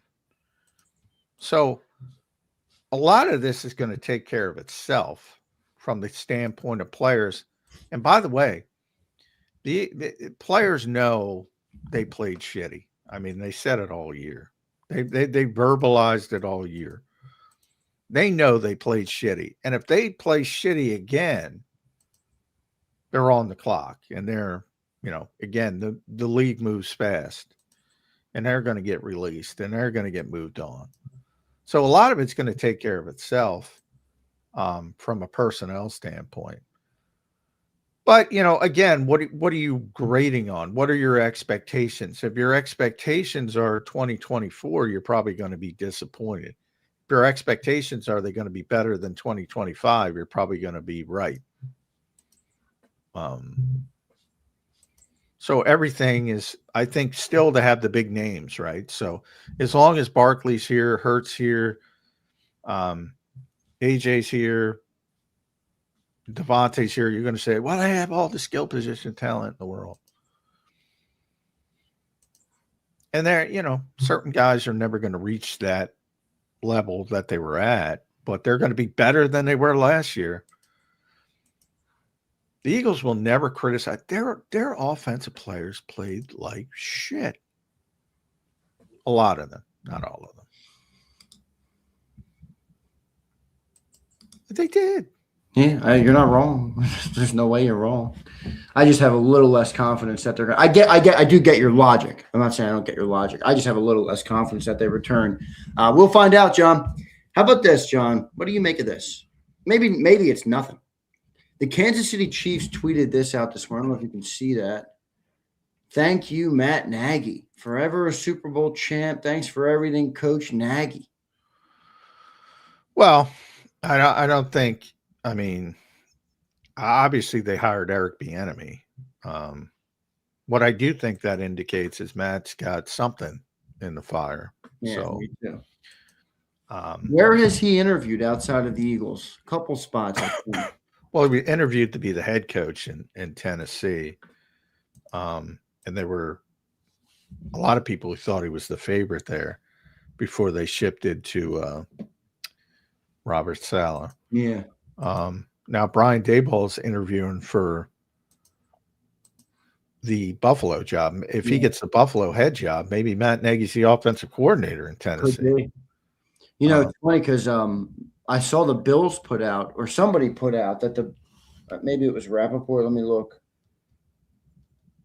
That the Bills Josh Allen. Diana Rossini tweeted this. Buffalo is making sure their best player, team leader, and face of the franchise is part of the hiring process. What a shit show Buffalo is. Josh Allen will have significant say on the next coach of the Buffalo Bills. Buffalo's been exposed as an absolute shit show over the past week. Sean McDermott, every day in Buffalo with this goofball owner they have and Brandon Beane. Yeah, Sean looks better every day that goes by. Good, enjoy. I think they hit their ceiling. You never say never when you have Josh Allen, but I think they hit their ceiling. They are a terrible organization. They could have hit their ceiling. It's very possible.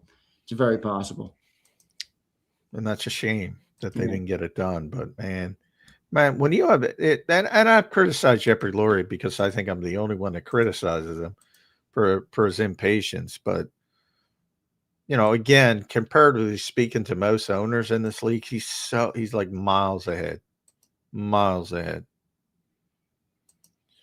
So it's not perfect, but Eagles have a big advantage there. Big advantage. And guys like that but Brandon Beane, good luck is what I would say to Buffalo. But Bobby Slowick, I'm just looking at the Tennessee stuff. They're in on Bobby Slowick as well. So they might be in on Matt. Obviously, Daboll's going to get the job if he doesn't get the Buffalo job. So that's number one. I'm still waiting for Slowick to get a second interview or to be linked to Philly. I don't know if it's going to happen. It was just my hunch. I don't know. After seeing C.J. Stroud, I think what Bobby Slowick did in Houston is a little bit more impressive. Well, yeah. Well, the 1 year was and the 1 year wasn't. So I think C.J. Stroud, they should move on from him quick because that defense is next level good, and he was next level bad. So Jeremy Fowler put out, obviously we were talking about Declan Doyle, is a name to watch. The Bears did not block Philly's request, as I said, to interview Doyle. Some see him as head coach material. This job could be a springboard, blah, blah, blah. Boy, I just, you can't preach that experience was a problem with the play caller and then hire a 29-year-old who's never done it. Well, you can do whatever you want. It's just a tough sell to me. I'm sure Jalen will be upset about that. He was bitching about, remember the interview that people keep posting in the locker room after the Super Bowl clean out day, and he's telling, I got asked about Patullo. Everybody loves playing that. Yeah, I know. You're talking about the clean out day stuff? Yeah, where he's like, oh, well, that would be a different role. He's never done it before, But Jalen talks that way about everything. Has everybody not noticed? I know. Yeah, I see it. I mean, no, I don't put much stock in that, but obviously you would have no history with Declan Doyle, who's older. What Jalen's a little bit younger, but I don't know. Boy, that would be an interesting hire. I think he might be the Eagles head coach in 2 years. I think that's a better thought process with Declan Doyle, but boy, I don't think that would go over well. Not that, again, I would respect the Eagles for just saying, hey, we like this guy. We think he's going to be great. I would respect that part of it, but boy, that's going to be a tough sell after all the sort of intimation about what was wrong. Right. All right, John, conference championships this weekend, man. What do you think? Start with that NFC game. Well, I think the Rams, I'm rooting for Seattle because I want to be right about Sam, but I think the Rams are the best team. I think they're the most well-rounded team. I've said that pretty much. Yeah, I kind of flipped. Because I thought the Rams were the best team, and now I think the trend is that the Rams haven't been that good. The Rams they haven't, but I think Sean McVay, ironically, I think Sean McVay hasn't been that good. And I think he's trying to lose games for them. And they're still winning games, which I think is a positive, which I think points to the talent. So I'm sticking with the Rams, even though, boy, he tried to lose that game. Like they weren't good they were okay in the Panthers game. I mean, that game was much closer than they weren't good. Yeah, and then they weren't good in the Bears game either. They weren't good at the end of the season. They they struggled after that Seattle loss, which was a nail biter in overtime, and then they struggled. They lost to the Falcons. They beat the Cardinals, but I don't think the Rams right now are as dominant today as they were once this year. And look, it's all about being hot at the right time in the NFL. Well, I think it's a positive when you can win despite your head coach. And I think that's what the Rams have been doing. That tells me they got better players than the other team. It's funny. Eagle fans are going to comment that that's what the Eagles do. Yeah, but there's no evidence of Nick making stupid decisions consistently down the stretch of games consistently. But I have no problem with people. My problem with the talent thing is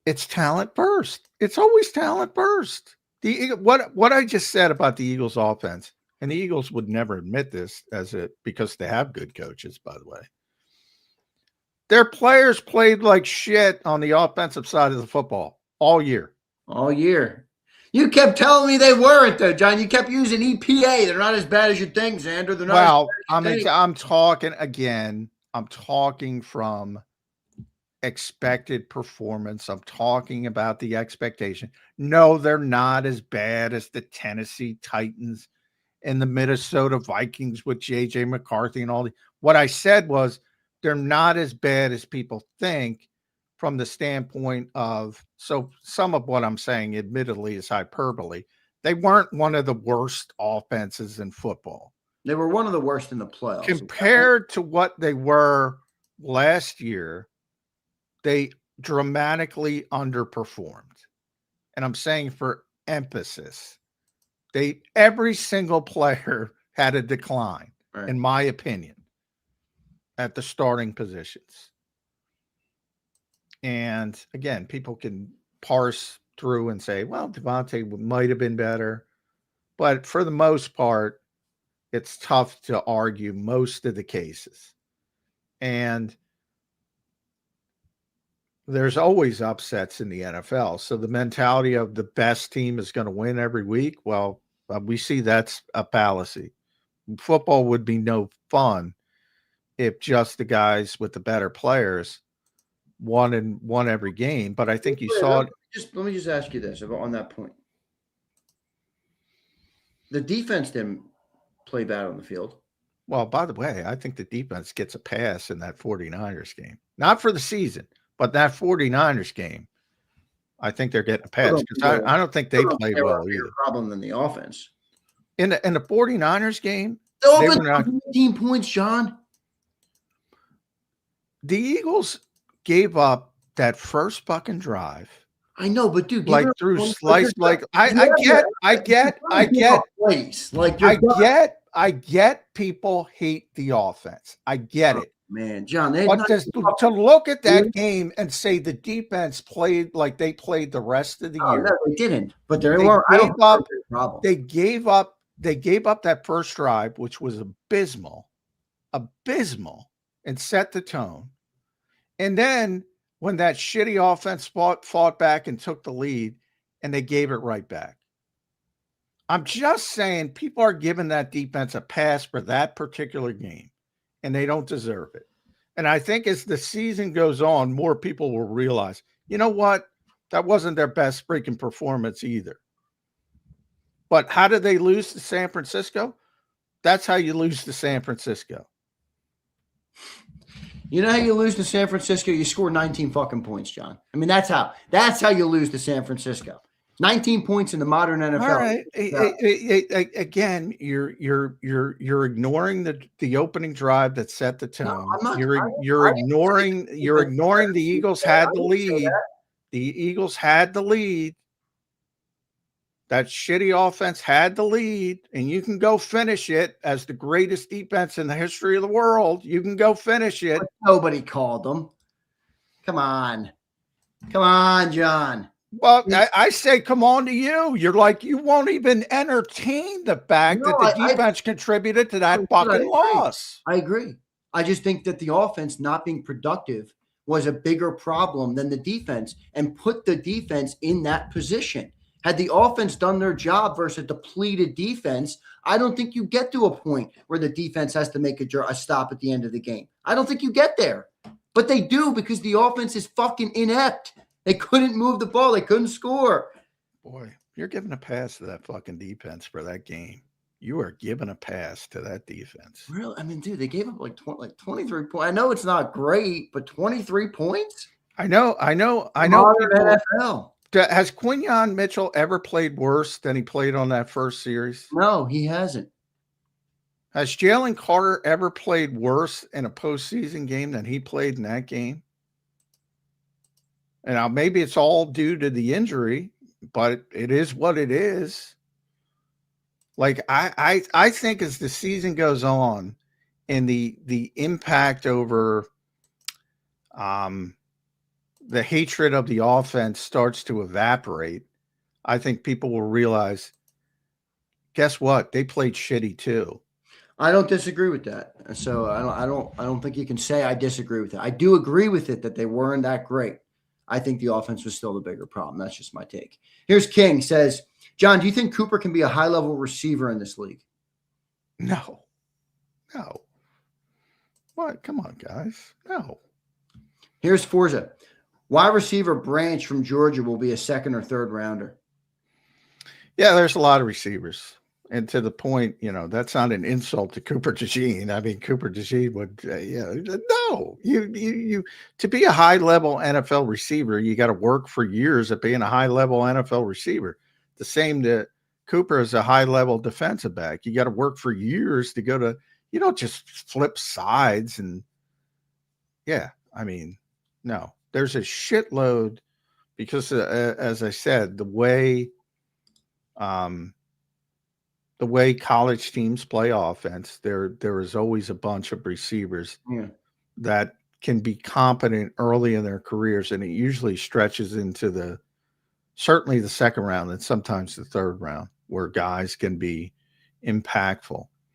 Wait, John, when you answered this, he was talking about Darius Cooper, right? Not Cooper DeJean. Oh, Darius Cooper. Okay, I thought it was talking. Yeah, I thought it was. No, now I did I not. know why you reacted. Now, now I reacted. As a receiver. Darius Cooper. I apologize. I forgot somebody says Cooper, I immediately go to Cooper. Yeah. I got you. No high level. No. Can he be a fourth receiver? Yes. Can he be a meaningful contributor? Yes. High level? No. Probably not. Here's Forza. We got that one. I apologize. I go straight to Cooper. Yeah, no, you're good. But by the way, I was also on my defensive, so I pulled it up. Here are the grades for the defense. Adoree Jackson, 51.9. Zach Baun, 48.3. Zach Baun. Oh, my gosh, that's crazy. J.Alex Hunt, 47.7. I gave J.Alex Hunt a pass because it was against Trent Williams. Marcus Epps, 44.9. Moro Jomo, 42.5. Reed Blankenship, 31.4. Jalen Carter, 30.1, the worst player on defense. That's 1, 2, 3, 4, 5, 6, 7 of your starters playing like absolute dog shit. What about the offense? I'm sorry, man. You fucking scored 19 points. I can't just say it's all the defense. I get it. You're right. I didn't say it was all the defense, but I'll tell you what. You think there was a bigger reason for the 49er loss? There was, again, individual, and I know people aren't going to like it because they only like PFF when they say somebody plays well. So by no means is it, but there were 1, 2, 3, 4, 5, 6, 7 players who played acceptably on offense. Jordan Mailata played great, maybe his best game of the year. Tyler Steen, Cam Jurgens, Devonta Smith, Landon Dickerson, Jalen Hurts, and Grant Calcaterra, who doesn't play that much. That's who played acceptably on offense. Who played like dog shit. Jahan Dotson was under 50. He was the only player under 50. AJ was slightly above, so AJ didn't play good. The only players on that level defensively were Quinion, and he got the bump from the 2 interceptions, which is understandable, but he also gave up, more than he's ever given up. Nolan Smith, Jordan Davis, Jalen Phillips, and Byron Young, who played 2 snaps. That's it. And I gave you the sub 50 guys, 1, 2, 3, 4, 5, 6 of them. And some of them, Zach Baun, Jalen Carter, J.Alex Hunt, who'd been playing tremendous down the stretch, Reed Blankenship, who had a bad year overall. Individually, I'm telling you, man, go watch the film. I know nobody wants to watch it. Watch that film and tell me they're lying. I don't think they're lying. I just don't think the offense did enough. Didn't hold up. Here's Bedstoy. What about DJ Moore? They're sick of him in Chicago. I'd take DJ Moore, but I don't think the Eagles would. Yeah. Philly guy. remember, if you're going to move on from AJ Brown, one of the positives, at least you can say, is at least we can get more cost effective, so we can do some other things otherwhere. DJ makes too much money as a veteran player. They'd be looking for a younger player who can ease up some of the salary cap issues. So I would say no. It's not just, the business comes into it. But yeah, Chicago, if you look at Chicago, I mentioned Luther Burden on the show, and you also have Roman Adunze. I mean, do you really need DJ Moore? So I don't know if they're sick of them, other than they have good talent because they started to pick so high. But for the Eagles, they don't want a veteran. They want somebody who can give them some cap relief from the cap relief they're losing. Here's Daz. Dean to the Cowboys worries me more than Parker. Dean will change that culture on defense. You don't let 24-year-old leaders walk. Uh-oh. Well, I mean, yeah, that is an interesting. I hadn't thought about it, but that is an interesting move, because I do think Kobe Dean is a tremendous leader, tremendous locker room guy, good football player, and obviously, Christian Parker would certainly like him. I just don't know, if you're the Eagles, how you got to get you hot on the field. I think the only way N'Kobe's back is if other teams are so concerned about his health because of his injury history that they don't offer him multiple years at a decent salary. And I'm not talking about $10 million. I'm talking like 2 years, $15 million. Is that deal out for him? Is that deal out there for him? If it is, they can't bring him back. It's just they can't. So you hope he doesn't land in Dallas. I would agree with that. But I don't know how you can't pay your third linebacker like a starter. And that would be, you could say, well, keep starting them. And you really want to push off Jihad Campbell another year? And don't give me the move him to the edge stuff, because that ain't going to work. Yeah, well, we'll see. Maybe they trade 54 grade Bond or whatever the hell it was. No, I'm just kidding. Here's Dice. If AJ gets traded, I'd hope it's a combo with a pick to move up. AJ in our first for KC first to jump up and get a lane replacement if that player is there. That's actually not bad. Could you move from 23 to 10, 12, 14? Well, you're certainly not moving to 10, 12 and getting a player who's going to wait. That guy's got to play right away. Right. So, no, I wouldn't think that's the way they would want to go. I think the Eagles want to populate more than anything this year. I think they want more draft picks, not fewer draft picks. Yeah, I agree. I could see that. Dice, thanks, dude. All right, John, your final thought. My final thought is this. 2 picks in the second half, John, and 3 fucking points. I get it. The defense wasn't great. I'm not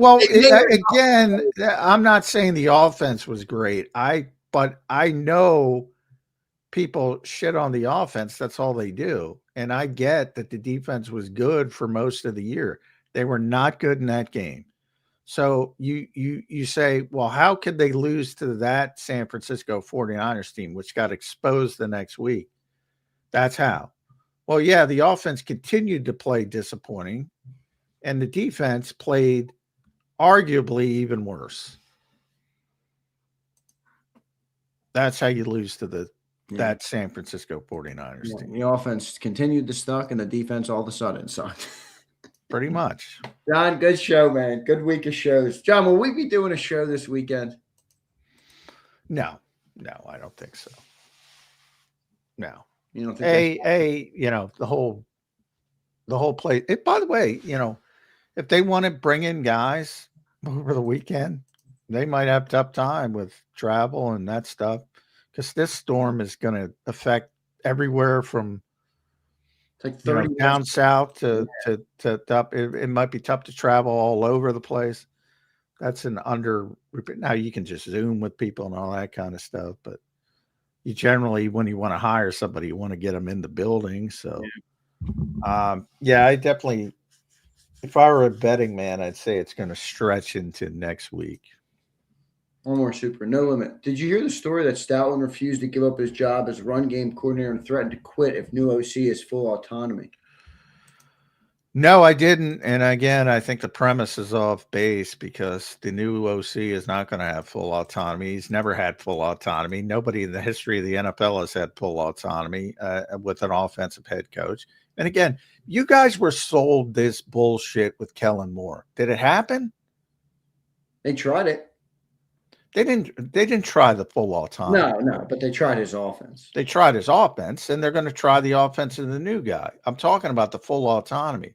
You guys were sold this exact same bullshit. That's become like this bullshit word though. Like I never cared about full autonomy. I cared about a good cohesive unit that can build a better offense than they had. I don't think it has to be full autonomy or. Well, it can't be full autonomy. That's my point. I agree with you. I don't know why people latch onto that. I don't know why people that's what I'm trying to fight against. Yeah, you were, and that's why I bring it up. You guys were sold that bullshit before. Learn from the mistake. Doesn't exist. So now, to the point about Jeff refusing to give up run game coordinator, I don't think he has to refuse to give it up. I mean, that's the landscape, but are there other guys? Certainly Mike McDaniel, because he was a run game coordinator, probably didn't want that setup. So Cliff Kingsbury didn't want that setup. So there are guys who want their own guys. That's life in the NFL and coaching. Yeah. But I've always said when it comes to Stoutland, like do you really want a guy who doesn't want Jeff Stoutland? No. Go fuck yourself. Yeah, I agree completely. I literally completely agree. John, good stuff, man. I'll talk to you on Monday, maybe the weekend, but I think you're right. I think Monday it'll be. All right, brother. Thank you, man. All right, see you guys. All right, thanks, John. There's Johnny Mac, John McMullen joining us right here on Birds 365. Good comments today, good super chats. Appreciate everybody being here. Hit the like button. Good commentary today. It's going to be interesting to see. I thought the A.J. Brown conversation was good. I didn't just want to do a base level A.J. Are they going to trade A.J.? I wanted to look at the contract. I wanted to look at realistic replacements if they do go down that road. So I think we did that pretty well. And then we also talked about, obviously, the offense and Christian Parker leaving. I think it's a good story for Christian Parker. I think the Cowboys are going to be better. But at the same time, I'll fully admit to you, anybody can say how much they like Christian Parker. Nobody has any fucking clue how good he's going to be as a coordinator. All right. So, let's not overreact. It's a good hire because he seemingly does everything well. He's a good professional, smart dude, knows his shit. The indication would be that he'll be good. We have no clue. We have no clue. So we will find out. All right. We'll find out. I think it's a good hire for them though. But I'll tell you what.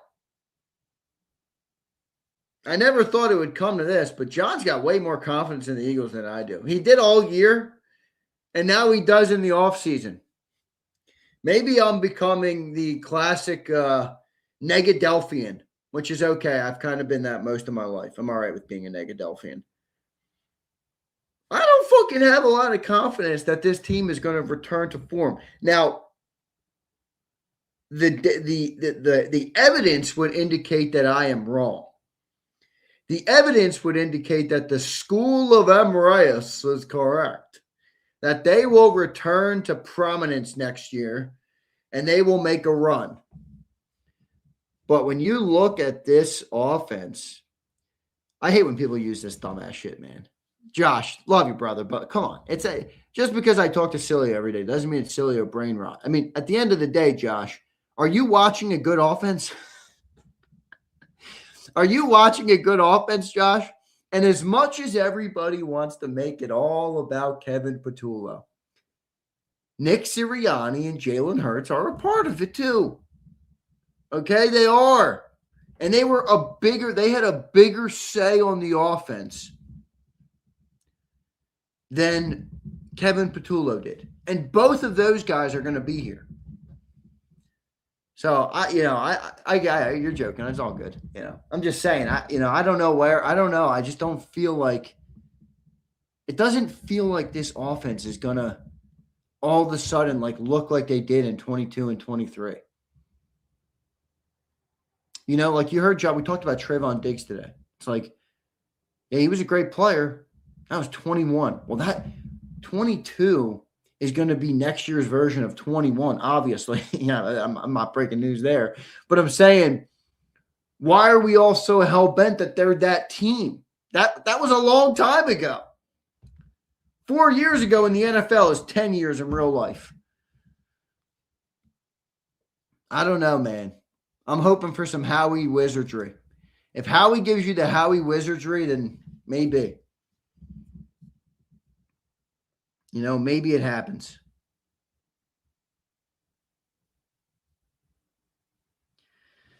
We will find out. We will find out. Someone just said something interesting. Where was it?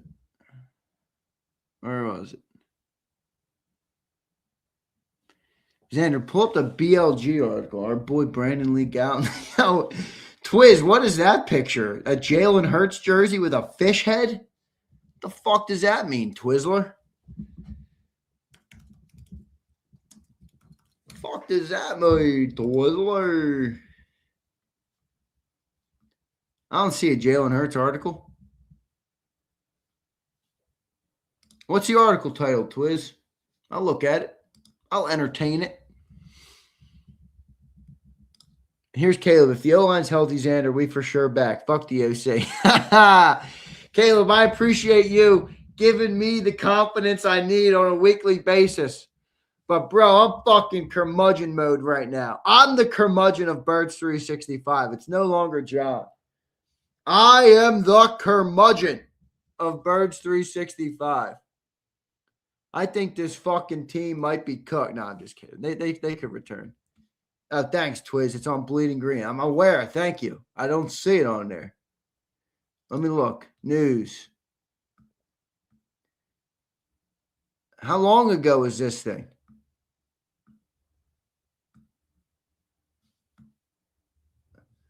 Oh, by John Stolness? Oh, damn. He was supposed to come on today. That sucks. Or not today. Thursday. He's going to come on next week. Are you talking about the Stolness article? Stolness is great. Fucking like Stolness.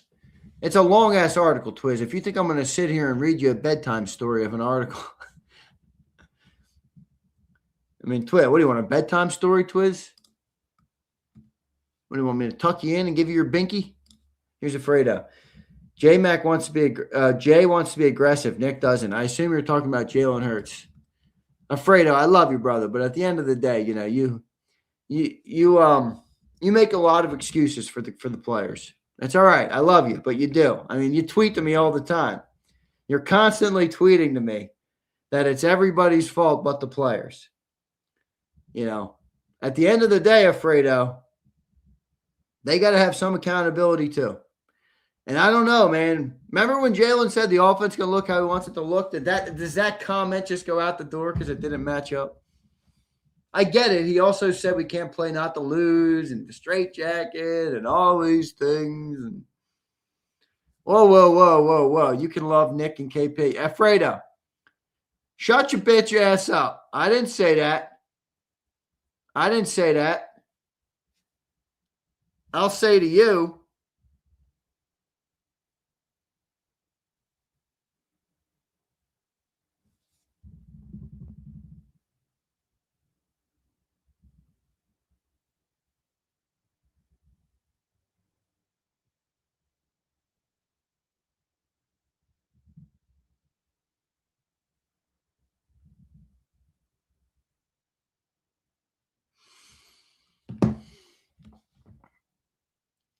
and here's Fredo. Oh, and like you fucking do, Fredo, Mr. Know-It-All.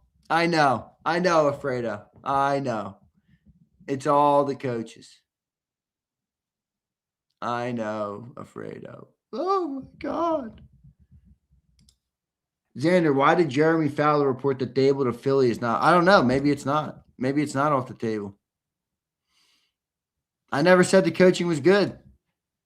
I think Nick might be better than people think because he's winning, but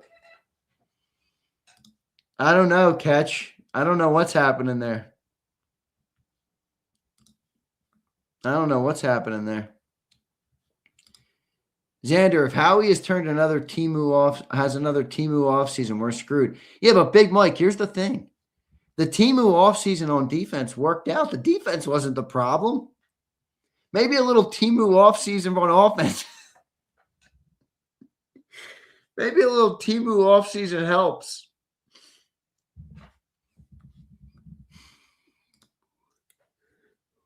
We spent all offseason talking about the Temu defense offseason.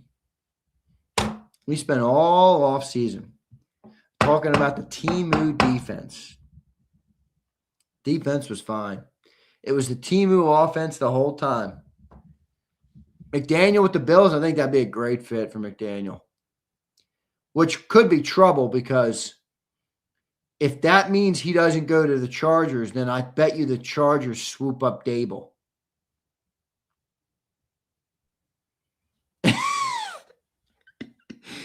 Catch gives the best visual. Imagine sitting there with Howie, Lurie, and Lurie's geek son, imagining working for them. Catch, when you put it like that, they might as well announce the promotion of Kevin Patullo back out of the broom closet. Caleb says, good O-line, OC job, easy. Bad O-line, you need a guru. Caleb, here's my question for you, because I agree with obviously that. That's very true. You got to have good O-line. Are you as confident as John that the O-line's going to be as good? Like, dude, I don't have it. Maybe you could talk me off the ledge, Caleb, but Cam Jurgens, Landon Dickerson, Lane Johnson's another year older. I mean, I don't know. $18 million on the center, $21 million on the left guard, $25 on the right tackle. If Lane plays next year, how many games does he play? Cam's got a bum back. Landon's got more fucking knee problems, ankle problems, back problems, spine problems, chest problems, arm problems, head problems. I mean, you fucking name it. Cam's got it. Now he's dancing around Home Depot trying to build his wife some shit that he doesn't even need to build. It's for an Instagram to get views. I mean, he ain't getting any rest this offseason.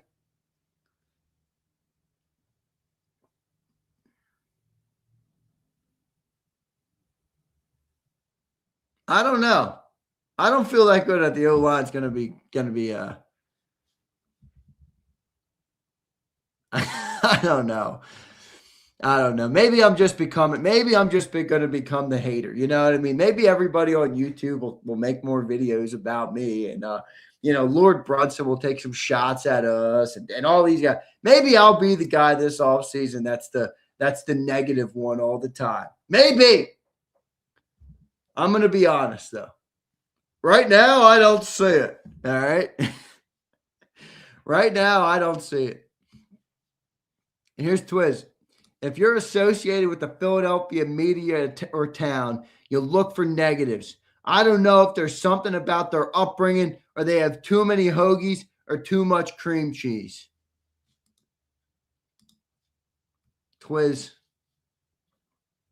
Who knows?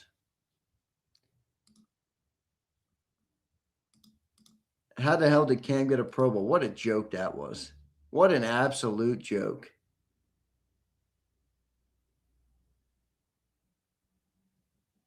Scrapple, guilty as charged. Love Scrapple. Love Scrapple. No, I'm not taking shots at Brunson. I'm just saying that, he's more of the guy that always roots the Eagles, which is fine. I mean, that's cool. You could be a fan that way. That's not my style of being a fan, but I prefer to be more real about. I don't like to lie to myself and anything in life. I mean, if you lie to yourself, you're probably not getting to where you need to go or doing the things you need to do. Speaking of that, I've had some tough conversations with myself this year. Dude was on a milk carton all year. I don't know how that happened. I don't know how that happened. Big Trey. I like him too, mate. Big Trey. I got no problem with him. Jason says, the media to me is the reporters in the room asking dumbass questions and playing softball. This is a talk show. It's not the same. Yeah, I don't view – Jason, I'm happy you said that. I don't view myself that way too, but it is what it is.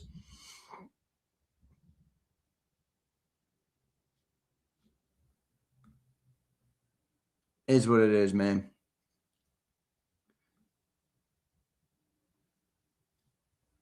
And here's Fredo. Fredo, you're a fucking Fredo, are you 10 years old? Why are you a fucking crybaby? You can't talk about anything and have a disagreement with someone? What are you, fucking 6 years old, dude?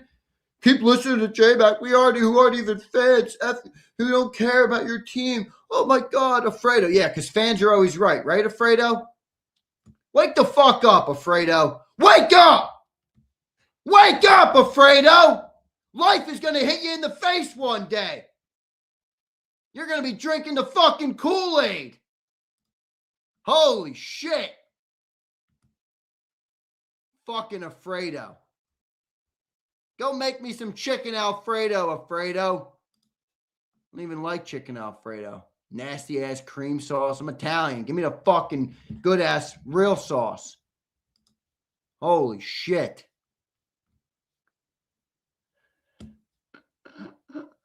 I'm just kidding, Alfredo. Don't get your panties in a bunch. Don't get your panties in a bunch. I disagree with you. Good, Alfredo. You should. Good.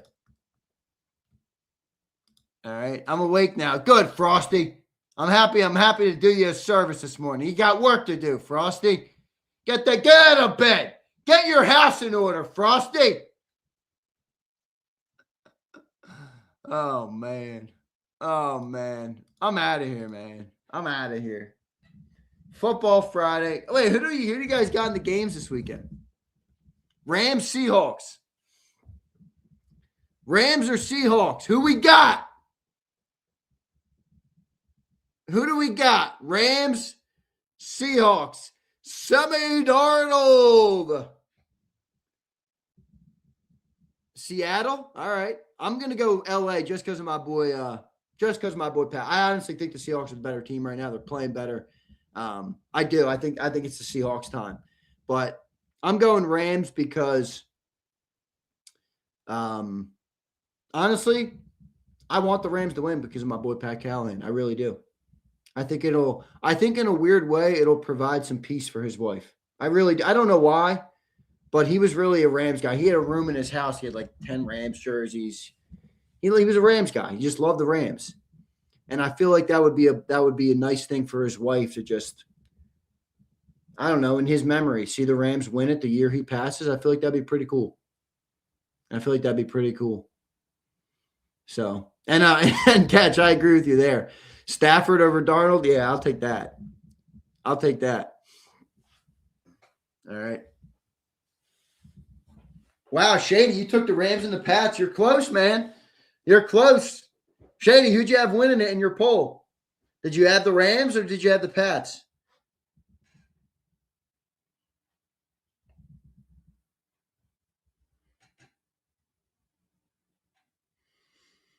I got the Rams and the Pats as well this weekend.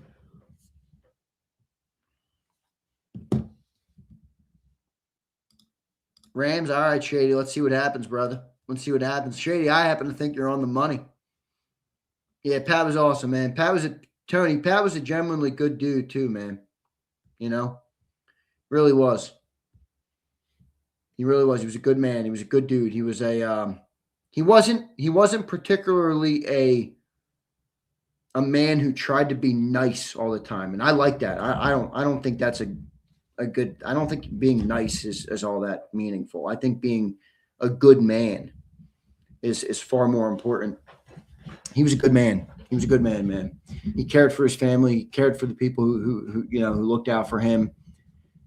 He had great integrity, really a great sense of integrity. Yeah. So rest in peace to Pat Callahan. I think the Rams win it for Pat. Seattle 30. Oh, big win. Big win, Gary. Yeah, he passed away a couple of months ago, man. Yeah, we did. One of the things that, I don't know, it kind of gives me a little bit of peace. But Pat was diagnosed with pancreatic cancer in the summer, which, for those who know, pancreatic cancer is, in many cases, a death sentence. My grandfather, who I never met, passed away a month after my parents' wedding. My parents left their honeymoon to fly home. He waited for them to get there to die in the hospital, literally. Pancreatic cancer is in many cases, in most cases, a death sentence. So Pat was diagnosed, and at the time, we obviously said to Pat immediately, all right, what can we do? One, how can we help you and your family? And then, do you want your show to air? Do you not want? And he said to us, I really want to do the show. Like, I really want that. To me, like, it was almost like his way of, like, trying to keep going, trying to get to the other side. And he believed he was going to beat it. He did. But he really wanted to keep doing the show, and he did it for a couple weeks this year. I think he did 3 or 4 shows this season, and it just became, he was getting, the treatment was getting overbearing. Everything, it all ramps up, your body starts to break down, and he never did it after that. But it was I always thought of that, though. Like, I always appreciated that in his his last months of life, he really wanted to do the show on JAKIB. He loved talking to the chat. He loved, being on air. He loved it. He really did. And he only did it once a week, but he really loved it, which I thought was pretty cool. Y'all see this snow in Russia? Daz, I hate to say it, but no, I'm not paying attention to the weather in Russia. Oh man, Daz, that's that's like the post of the week. You guys see, hey, you guys checking out the weather in Russia? No, not particularly. Hey, did you guys see the latest news in China? Hey, Alfredo, are you paying attention to what's going on in Taiwan? No, I'm not. Oh man. Well, look, it's all right. So it must be viral. It must be. Daz isn't a weirdo looking at it online. It must be viral or something. It must be. Let me go and see if I can find it. I've been too bumming out on Claude.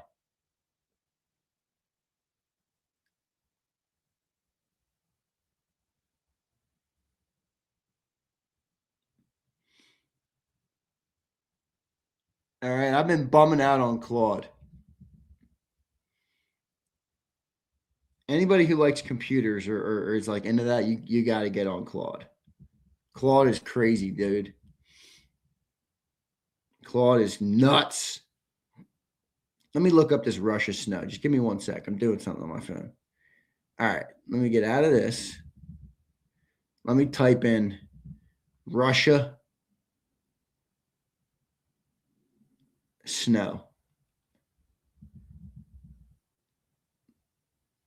Oh, whoa. Is that how the fuck is that possible?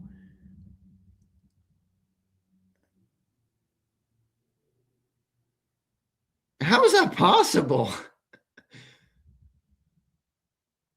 Dude, it's like gonna fucking kill the whole city. Abe, I've watched the Jalen Hurts Pro Bowl competition too many times. I don't need to look that up. Oh man, this is crazy. Damn. All right, well, congrats to the Russians on setting the records for snowfall. Here's Carver. What up, Carver? I hope you're doing good, brother. The Tasmanian heat is no joke right now either. Snow in Russia and heat in Taz. A crazy world. JK, Russian snow tastes great when not yellow. LOL. James, how you doing, man? You doing good? Appreciate you checking in, man. Good to see you. Hope everything's going good with you, James. Hope everything is going good with you.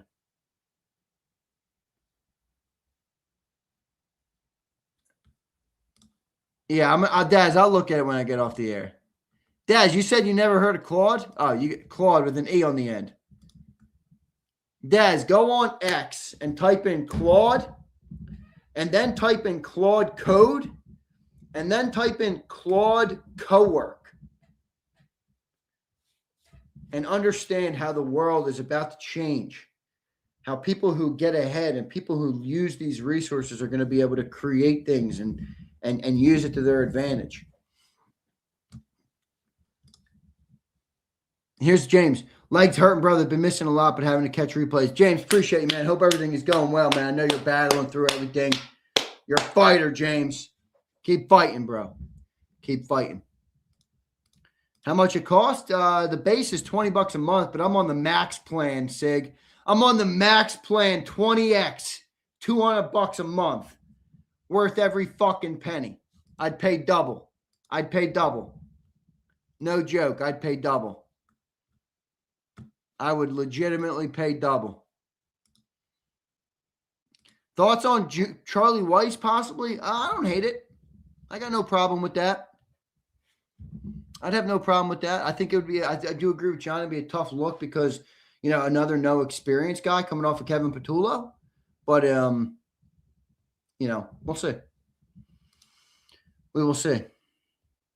No, it's not training that. Well, you I mean, you can train kind of, but it's not, that's not what it is. It's a lot deeper than that. But all right, I'm getting out of here, guys. I got some shit I got to do. I'm going to my brother's for the day tomorrow. I got to help him out with some stuff. And then I got to get back and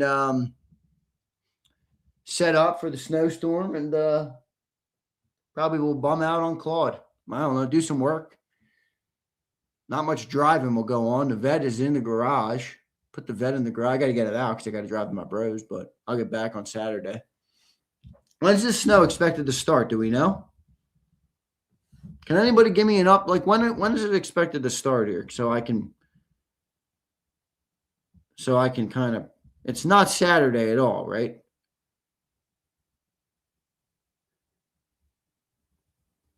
It's not supposed to be any Saturday snow. Sunday to Monday. Cat said, no, I'm not getting caught. Bro, I'm leaving at like 3 o'clock on Saturday. I can't. Dude, if I get caught in the vet's catch, you may never see me again. Actually, the vet already is not meant for, you know, cold roads, let alone snowy roads. But I also fucking drive my vet. I don't baby it. I don't baby it at all. I bought it to drive it.